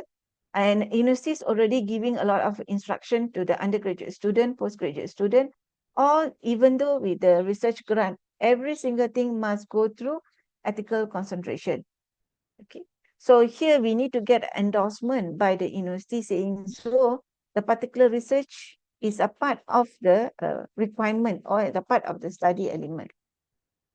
Okay, and you must get a voluntary participation. Okay, make sure people are there to be joining in your activity. Okay, and explain about the reason, and then give a confident. Okay, and the data being collected quite confidential, and it'll be kept. It'll be kept in database. Storage of the information is also important. Okay, very precisely how to going to record. Are you going to use mobile devices? Are you going to use any recording? Okay, so to record, so it has to be kept after the permission. It has to be kept private and confidentially. Okay. Okay, the second one, we're going to look into strengthen literature review. So first round, we already understand what is a philosophical, we already know what we need to do, come up with your problem statement, research problem, okay, how we can define the process. Okay, so now another important aspect where most of the students will have issues is in your chapter 2, literature review. So in a literature review, most of the students don't understand why we need to do theory. Can we do a research without your theory? Okay, if you don't want to select your theory, your model must be there. If between these two, you don't have any underpinning explanation, then you cannot select this theory as your process. Okay, basically what is a theory all about? Theories is where the construct or the component being connected systematically ordered. Okay, there is a process. There is a process that has been situation. They implement it, then they can see the result. Okay, so it's a process. It's a set of a proportion consisting of a defined and interrelated connection. Okay. So underpinning theory and model. Okay, let's go a little bit, speed up. Okay, theory and a model also need to go through the same process. You identify how the theory and model connected with the variables and also the framework. Okay, choose a suitable research background. So when you choose a suitable research background, and then you will know, okay, what is the connecting with that? Okay, research background and also with the theory. Okay, then we look into deep down studies. Okay, and look into the theory and also the understanding perception. Okay, and then in your clarity, in your answer, you must have deep explanation. Okay, recently there is a circulation been out. Okay, so when you do clarity of your writing, not only the summary, but also the rational argument, fact finding. Okay, so finally, please use or more recommended to use Google Scholar. Okay, Google Scholar will help you to improvise or to narrow down where is the process, because nowadays we are looking into the Google, normal Google, or either you go to ChatGPT or you're using any AI compared to you come back to do your proper research work in the Scholar. Okay, so they think the ChatGPT giving you easy work. No, they're only giving you a basic understanding. Okay, and you need to work beyond than that. Okay, find for the top scorers, okay, and work together with the scorers. Okay, that can minimize, okay, of the cost, okay, both party. Okay, and then use a Google Scholar and seed paper. Okay, so what is this seed paper? Seed paper is a Q1, Q2 paper, very important paper, and it will uplift as a researcher's work. First, find for the top scorers. Okay, this is very, very important. Even in my students, we used to recommend the students finding the best authors. So in one, two authors, you must have the scholars. Okay, like a HRD, who is our scholar, who is our pillar. If you're talking about training and development, who is the pillar? If you're talking about development, training, employment engagement, so all the scholars' name must be there. Okay, so try to cite journal from scholars, Scopus, WS, Q1, Q2. So it will carry a different weight to your paper. Okay, and then make sure all the articles are related to the main articles.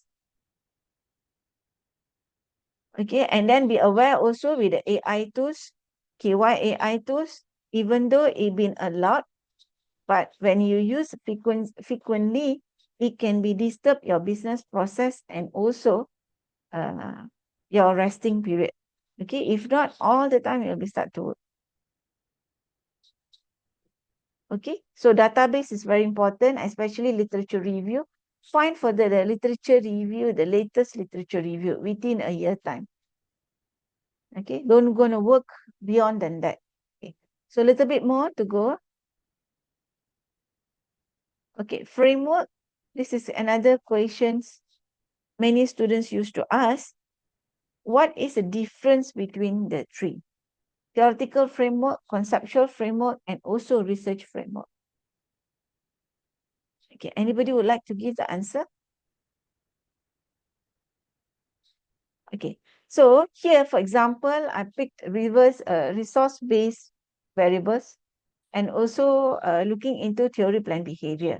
So in a theoretical framework, you start to explain like, you start a car. When you start a car, you already know when you insert the key, when you twist, you know the car will be started. Okay, or you press the button, start, it will start. Okay, it's totally different when you're doing a conceptualization. So conceptualization, you will be collecting how many studies being done. And then you will be looking into the latest framework. It already been combined, or either they develop or they establish the framework on conceptual level. Okay, so conceptual level is the diagram of the past study which used in a research-based view. Okay, so finally, research framework. Research framework is your research framework. Okay, from the theoretical framework, conceptual framework, what will be your research framework? Research framework is not same with your methodology. Okay, some of the students are using the research framework as a methodology. No, cannot. Okay, so this is the relationship between theoretical, conceptual, and also the research.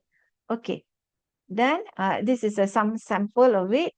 Okay, here also you have a sample, the combination of that. Okay, so last one, you're going to look into your methodology. Okay, this is a 5 important stage. And then what is a partial least square and also covariance-based research or MOS. Okay, this is I'm sharing some of the digital material. So for your reading and also you can access for the information. Okay, that's all from me. Hopefully I'm within the time frame. Thank you to the moderator.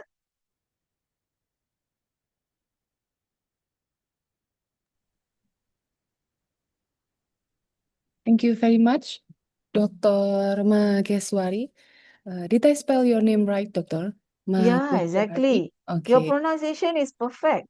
Okay, thank you, Doctor.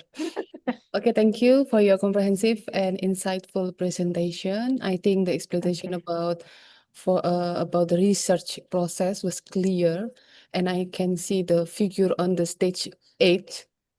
I'm sure it helped the postgraduate student understand the step systematically. You guys are so lucky, by the way. When I was in postgrad, we never had seminar this complete. Okay, ladies and gentlemen, we will enter the Q&A session. To all Yes. participants, you may deliver your question by raising your hand or typing them in this chat box, maybe. Kindly ensure that your question are clear and relate with our themes. Okay, please.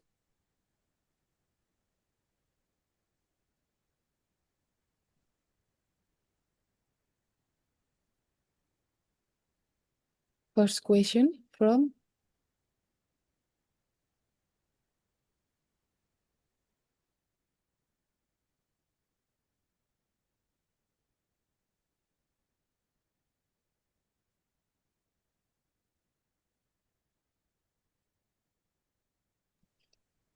Okay, first question.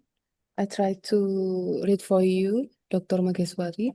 Thank you for the Yeah, sure. presentation, Dr. Mageswari. My name is Salsabila, master student in Business Administration, Universitas Brawijaya.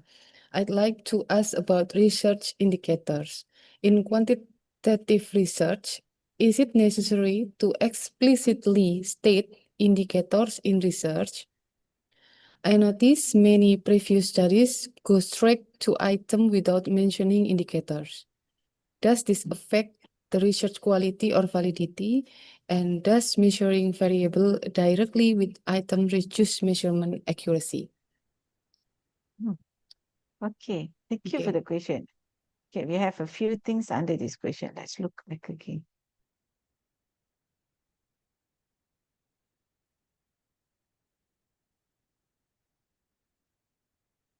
Salsabila. Nice name. Okay. Salsabila like this. When we do a quantitative research, as we all know, quantitative research by nature is different from the qualitative research. So in quantitative research, it's quite important for us to explain why we want to do the big why. We really need to see the big why. That's the reason we need to indicate some indicators. For example, like a cost involved with a cost, or it involved with the risk factor.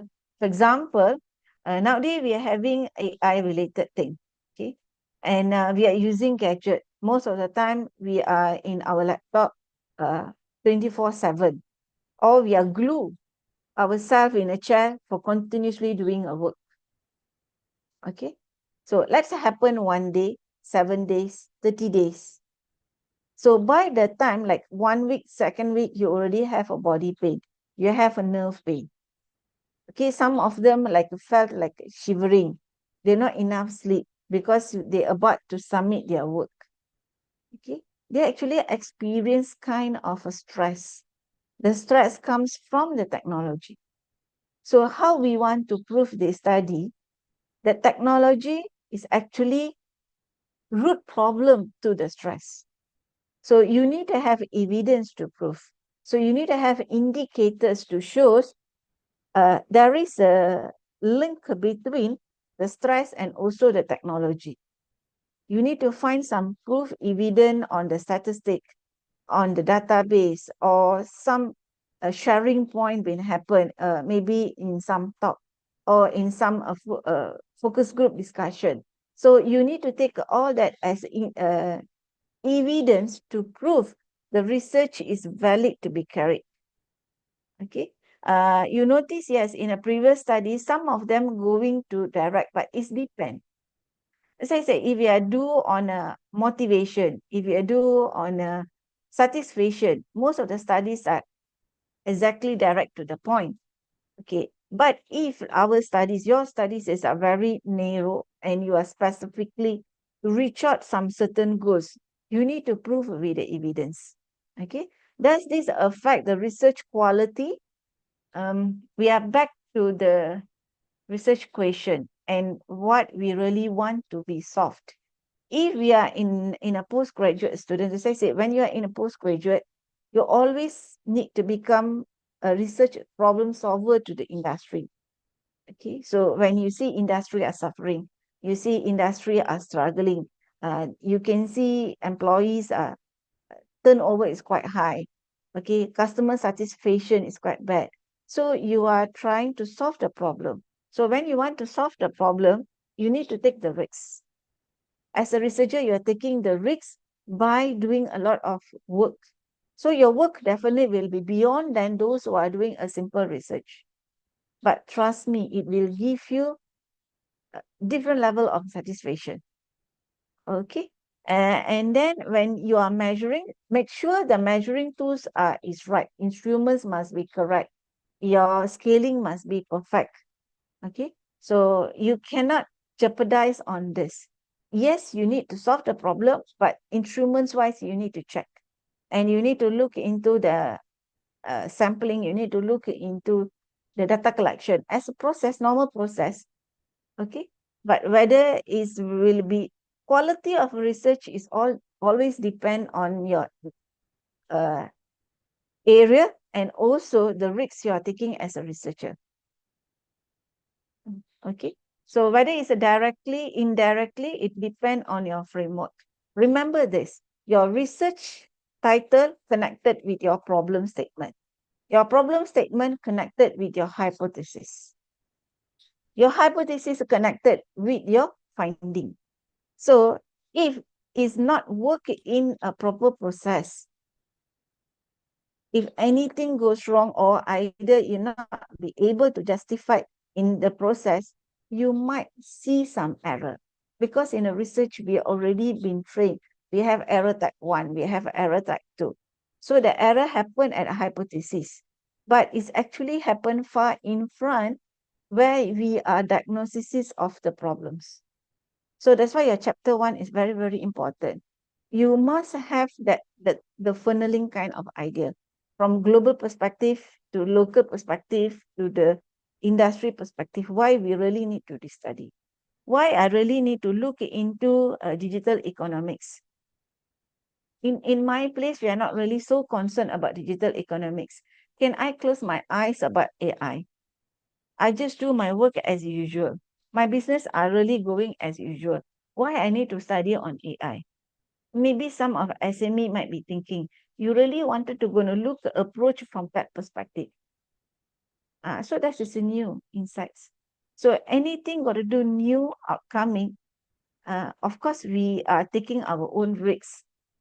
We are adventure. We are doing a lot of more work. But trust, it will be useful. Method is still the same. The process is still the same. The rigorousness is still the same.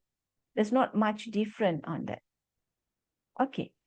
I hope, am I answered your question? Sure, Doctor. Now we go to second question. Any question? Salsabila, how's the answer? Okay, thank you for Thank your you. explanation. Thank you. Okay, Second quantitative, question. yeah, just add on a little Okay. bit more. Okay. For the quantitative, make sure you give a lot of evidence at your introduction level and also your background of studies. And when it comes to your problem statement, it stands, so the problems become real problem. You must show as a real problem. Of course, we are using literature review to support. It's always good to look into the industry's level, get some statistic data, get some new insights about latest 2025 October. So, and then highlight where the industry seriously need to take action due to the implication. Okay, it's always two things, cost and also the productivity. Okay, of course, they are looking into the ROI. So for them to reach the expected ROI, the cost will play important role, and also the productivity. If these two things is a decline, and then major problem might going to be start. Okay, of course, end of the day, we are using employees, we are using customers to reach out our goals. Okay, any questions beyond that? Thank you. Thank Thank you. you for your additional explanation, Doctor. Next, the second question. Second question. Is that all the students are currently doing their final year project paper? Yeah, some Yeah, of all them. of them. Some Yeah, of them. some of Okay. them. Can I have question, moderator, from Dr. Mabeswari? Can I ask Okay, one please. question? Yeah. Okay. Thank you for your interesting presentation, Dr. Mabeswari. I'm Swasta. You can call me Swasta. And I also, the secretary of the MBA program here. But that is interesting that you explain about mixed method. Yeah. Do you have any experience when you submit the mixed method research? And yes, because now I'm trying to publish my dissertation. Yeah, but I think it's hard because this mixed method, and then maybe like comparison between developed country and small medium enterprises in developing country, specifically in digital business, something like that. It's a different. Do you have any experience? Tell me, please, and maybe it's insightful for the students, I think. Yeah, thank you, Okay. Dr. Mageswari. So in fact, when I'm doing my PhD, I propose to do a mixed method, whereby I want to interview all Malaysian returnees. So in order for me to come up with development model, because they are different skill set compared to our current employees. So when I do the comparison study in China, China has a different model because we have a reverse brain drain. Okay, brain drain. So when we are looking into like a 30 years, 20 years study, where the pattern starts, it starts with the two big giant countries. One is China, one is India, where they're going to Silicon Valley. So when after 10, 20 years, they actually return back. Like one of the success story is to China. They create a hub and they are prepared a budget, and they prepared like an ecosystem for the returnees, the talented returnees. From the research area, from the lab, everything. That means the government prepared at one area only for them. So that only we can see result after 20, 30 years of initiative. Okay, it's very long. Only China has very systematic order past 20 years for them actually to call back, come back. I give you everything, what do you need? So when all the talented return back to the country, we can see after 5 years where China is now. They're leading in many things because the talent makes a difference. So I wanted to do the duplication of that to Malaysia. So when Malaysians are returnees, where they're going to be, so I want to do the interview plus with the quantitative data. Okay, so when I embark this, I'm facing a lot of a problem. First thing, the data become secrecy to the government. They say, no, we cannot reveal who are returned, who are not returned, even though they say the person are returned. So I need to do snowballing. I'm to do PLS, quantitative, but I do snowballing. It took me very long time to identify, because I cannot reach out to the where the data being kept. They said everything closed door. I said, no, I need to find. So I have to find where is the Malaysian talented peoples are. That time, like 10 years back, is a bit different. So we really need to see how easy or how difficult for us to collect the data. So it starts from the student. If like a master student, of course, no. If a PhD student, we can consider if their background, they have both background, quanti and quali, or they do some presentation to us, they convince us, then only embark on the methodology, mixed method. Okay, when it comes to the lecturers, academic, we will have a little bit privilege because we already bypassed the cycle. We already have a cycle of quanti, we already have a cycle of quali. So currently, I'm now only a bit confident to submit my quantitative mixed method work on tourism. So tourism, I submitted, but still waiting on the process. I waiting for this too. Okay, I have an experience working with one of my professors on community student engagement community program, whereby Prof was like doing on a quantitative, qualitative first. Start with a quali interview with the schools, engagement, like Klang Valley schools is about, they collect data, quite big data. After that, they was doing on, from quali, they do quanti. So from quali, the quanti instruments indication comes from the qualitative. See, qualitative indicators we derive when we ask question. And then we have a team. The team become the indicator. So from the indicator, we are testing the indicator in the quantitative. Let's say we are using a PLS. So when I'm running the PLS, I felt a bit suspicious. Prof, are you really sure this is established skills? No, the items are start to drop. From 7 item, it dropped. From 8 item, it's dropped. So when we are running PLS, we are like, oh my goodness, it's impossible to be running. So there I came to the conclusion, from quali to quanti, it definitely high risk factor. So end up Prof submitting the paper separately, quanti as a one paper, quali as a paper. So he never submit the paper under mixed method. When he go under the mixed method, it been rejected. Not one time, 4, 5 times been rejected. And all Q1 papers are rejecting. And he is one of the editor in one of the top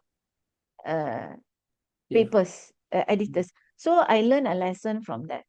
I said, quali to quanti is quite dangerous. If you do quanti to quali, you are a bit safe. So that means the instrument scaling is already there. Example, I'm using resource-based view theory. Instruments is already there. So now I'm adopting that. I do quantitative research. After that, I do quali to confirm the situation. So when I'm doing that, so I don't have much error or failure like first round with the quali to quant. Okay, that is my experience. So I'm a bit worried. Lovely, I'm a bit wonderful worried. experience. So I'm Because a bit worried um, because like that was a FRGS grants. We spent a lot, and then we was finding I when I'm doing the PLS, because the item starts to drop in the scaling, stable scaling, it will not be dropping. But when you're converting from your thematic, of course it will be dropped because we never do EFA, CFA from the qualitative. We actually skip that one stage and you move to the running the quantitative, which is wrong. Methodology is also wrong. So you can see based by the answer. So when all the items are dropping, so what do you left? You cannot prove anything into the quantitative. So you'll although have a hard time. You'll have a hard time to defend.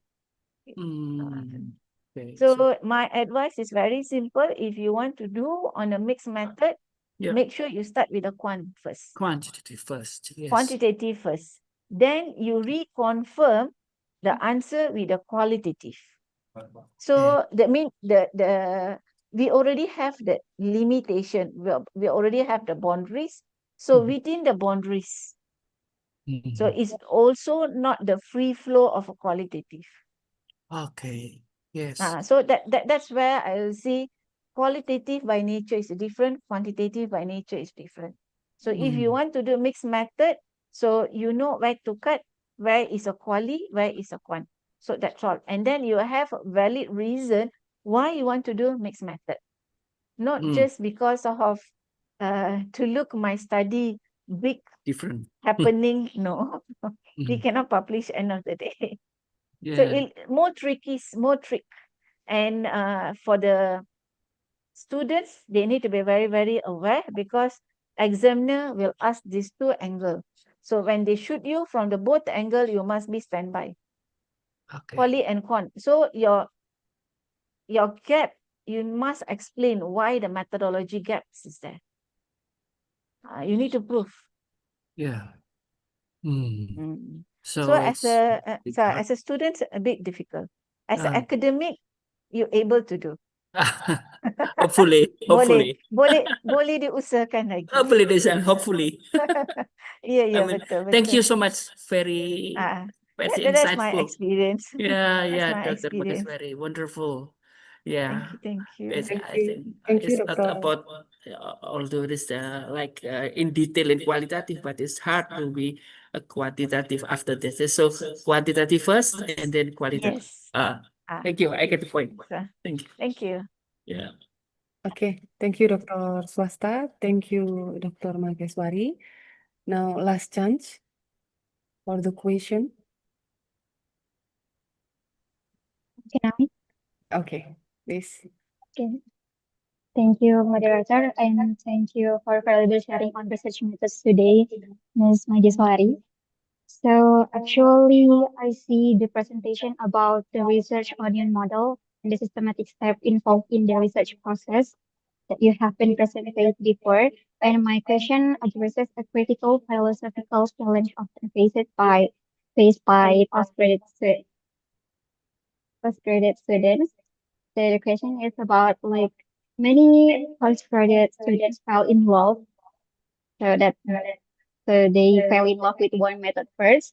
For example, like they always using surveys and quantitative data and only then look for a problem that fits. In your view, what is the main problem with this way of thinking? And what are the right steps to make sure that the choice of method really starts from the research problem, not from the researcher preference? Thank you. Is that clear? Yeah, because I hear two voices. Tamisha, can you like redefine the question for me? The first question. Uh,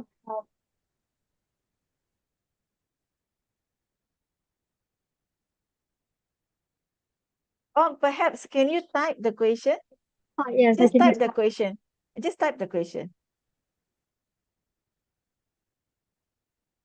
I hear half, I hear the next half. That's why I'm worried. Just help me to type the question.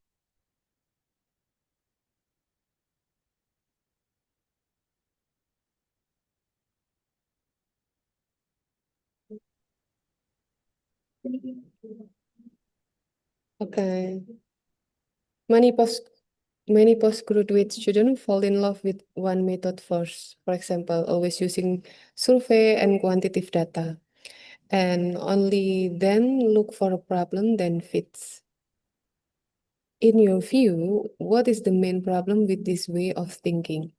And what are the right steps to make sure that the choice of method really starts from the research problem, not from the research preference?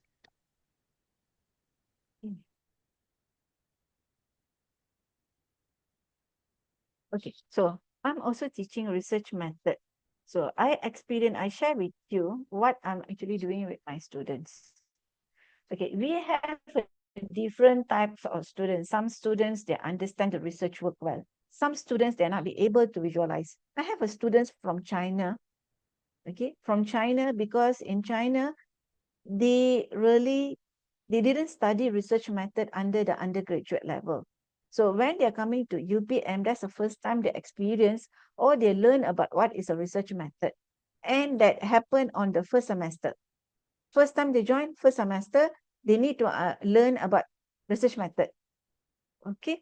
So even up to the week 10, they will become clueless. So I need to remind them. They actually how no? They will be back to the problem statement. When I'm already traveling to the research method, they still stuck with the problem statement. Okay, they not be able to visualize what to write, what to put. So what I find, and then they looking at me, they don't know how to explain, how to share the thing. So in one semester, I told them, okay, now I want all of you get ready with a story. You need to tell me a story where I plot the story. What is the problem? What story you want to tell me? What is the problem? Can you share me one why the problem is happen? Okay, let's say I cannot sleep night because a cat is disturbing me at night. They always meow, meow, meow. Okay, the problem is your cat. And then I ask them to identify. So I make them to tell a story in a layman understanding without having any tagging with the research or anything. So I ask them to tell a story first. You tell me a story. The story that have a problem, that has an issue, and then how you know there is an issue. Okay, once they are clear, everybody, if I have a 30 student, I will take time them to tell a story. So it'll become a story day. Okay, they just tell story for 5 or 10 minutes. So when we start them with the story and story and story, so I will ask them to explain what is your friend shared. Can you explain me about the story, the early story? So the story, they will remember of the story now. So that will take places by like first 2 weeks. I will mostly do the storytelling. Okay, if not enough time, I'll do online. Ask them to tell story. So do additional time to tell the story.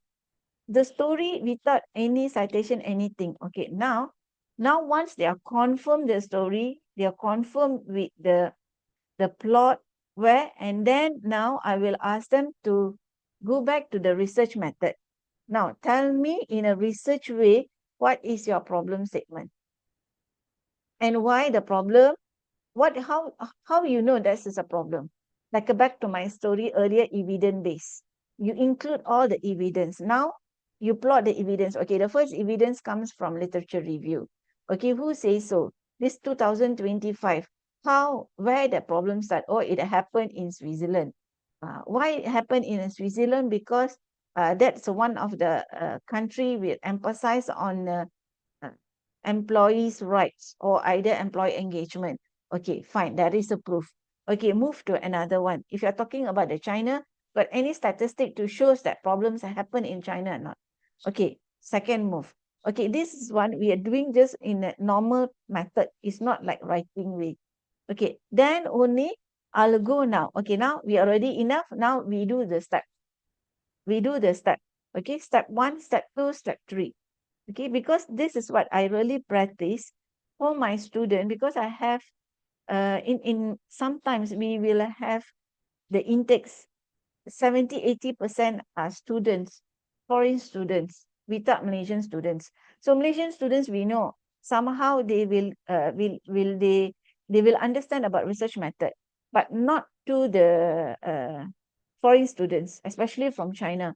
First time experience, they're clueless. And I have the students who are failed like about 10-20% the first time, first batch. So I was thinking, oh, this is cannot be happen. So language barriers also there, understandings also issues, readings also issues. So I said, okay, now, so the storytelling become one of the weapon. So I asked them to start story, until the first 2 weeks the story, and then after that online also story. So now change the story into a research method way. Now convert everything, and then you plot where is your citation, plot everything, do a simple way, then ask them to write. So that will take about half time, about 7-8 weeks. After that, they will be, make sure the flow will be there. So we need to help the students. So all those are weak students. So if they have a clear picture, they can start to focus on the problem.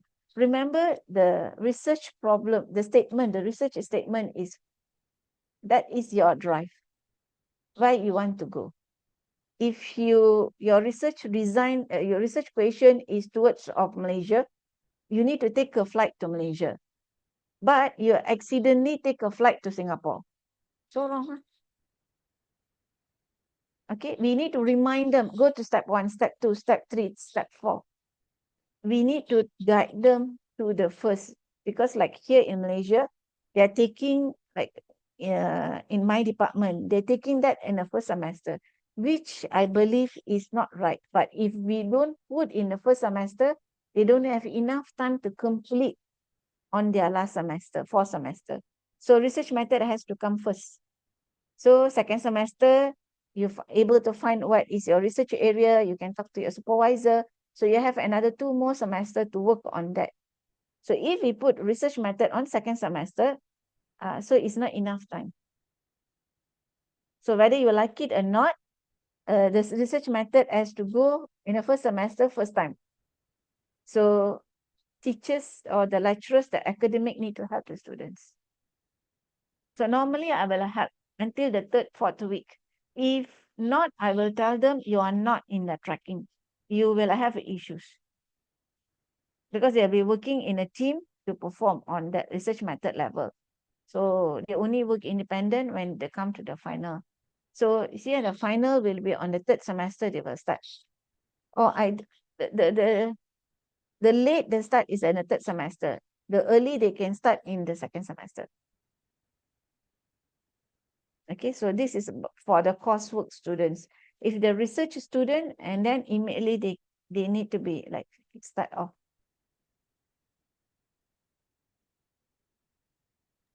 Okay, so that is my idea. That's the way I'm doing with my students.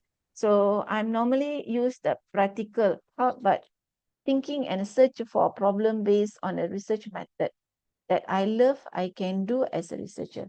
Okay, so let's say I want to do research. For undergraduate student, we can give the privilege for them to say, I love to do that area, I embark on that. For postgraduate student, nowadays, I'm not allowing them to do like that. You need to have a direction. If like in a research and human resource development, you have a 5 area. Either you concentrate on that 5 pillars, you cannot do beyond than that. You cannot do on the human resource management because it's not our area of research. So if they wanted to do what they love to do, can I convert that into their article? No, normally we have a bulletins. We convert that into a bulletin to satisfy them. Making into 1 page, you can tell me a story. I can publish that as a story. But as a research method, as a final year paperwork, you need to work on that quality. You can convert that, whatever you love to do, into a research, useful research work.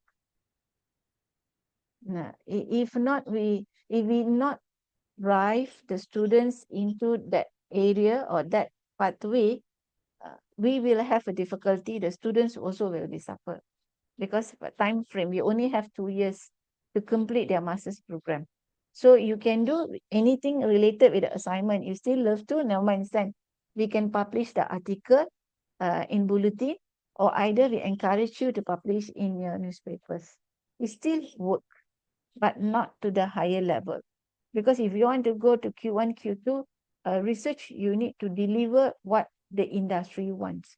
What the industry wants, what is needed for the theoretical perspective, what needed for the theories. So we need to drive towards of that. Okay, we can say, yes, we love to listen to you. We love to read your thoughts, your thought process. We accept that, but we put it into a different publication area. We put it into article, or either we can actually make it into a booklet form, or we can convert into book chapters, because book chapters and the directions are different. Book chapters, you can free flow to write. So we can still channel them to different pathway. But as a researcher, you need to work on what been guided by the supervisor. Thank you so much. Okay, I'm Okay. help. I mean, it's glad I can help you. All right. Okay, thank you, Nunu. I can't believe 2 hours went so quickly. 2 hours Yeah. already. This is the end of the Q&A session. Q&A session. To all participants, I deeply appreciate your active engagement, and we hope this session will foster your meaningful academic exchange. Thank you very much for the insightful question. And once again, our sincere appreciation to Dr. Maheswari for your clear and thoughtful explanation, and also the details answer that really clear things up, Doctor. Thank you so much. This is Okay. based on my experience, and also, as an academic, we also still learning from the student. We are learning from each of the problems. Yes. Sometimes the problems is very new. We never embarked before. Like online students are different. Our adult students are different. Our undergraduate students are different. We are here as a educator. We are here as a facilitator to them. We assist them as much as we could. Okay, Yeah. that's what I'm sharing here. True. Thank you so much. True. Okay, before we end the session, I try to conclude the session first. First, visiting lecture material today summarize the essential of academic research, covering research philosophies, some keys of methodology. You mentioned quantitative, qualitative, and mixed methods also. And the second, how we move to the main stage of the research, that the process starts from identifying gaps, formulating problems, to designing studies, and then collecting data, and how conducting analysis. And the third, it's also emphasized the importance of strong literature review, relevant theory, and proper research frameworks to ensure rigorous and credible scholarship works. And the one I remember the most is emphasizing the responsible use the AI to support literature review, idea development, and analysis without compromising academic integrity. Right, Dr. Maheswari? On behalf of the Master of Business Administration Program, Faculty of Administrative Science, Universitas Brawijaya, I extend my highest appreciation to Dr. Maheswari Kunasegaran for the exceptional contribution and for sharing her expertise with us today. Before we end the thank you. session, I would like to present the certificate, Doctor. Thank you so Thank you much. very much, Dr. Maheswari. Highly appreciation to all participants also. With this, I respectfully return to session to our Master of Ceremony, the gorgeous one, Miss Sita. Thank you. Wassalamualaikum warahmatullahi wabarakatuh. Good evening. Thank you, everyone. Hey, thank you so much. Thank you. Boleh. Thank you very much. Next, I think the presentation of certificate by the moderator to speaker to Dr. Tabita Karispa and Dr. Pangeswari Kunasegaran. Time is yours.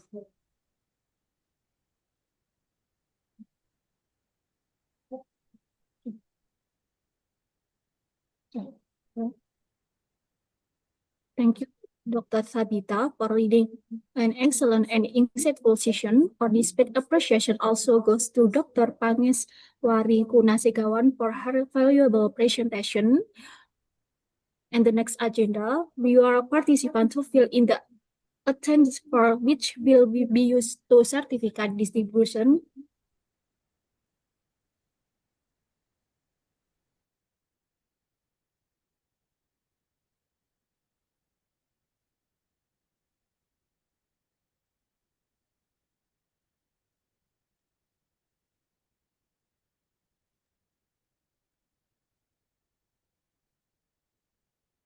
To all participants, thank you for your active involvement throughout the event. We have noted the end of today's program.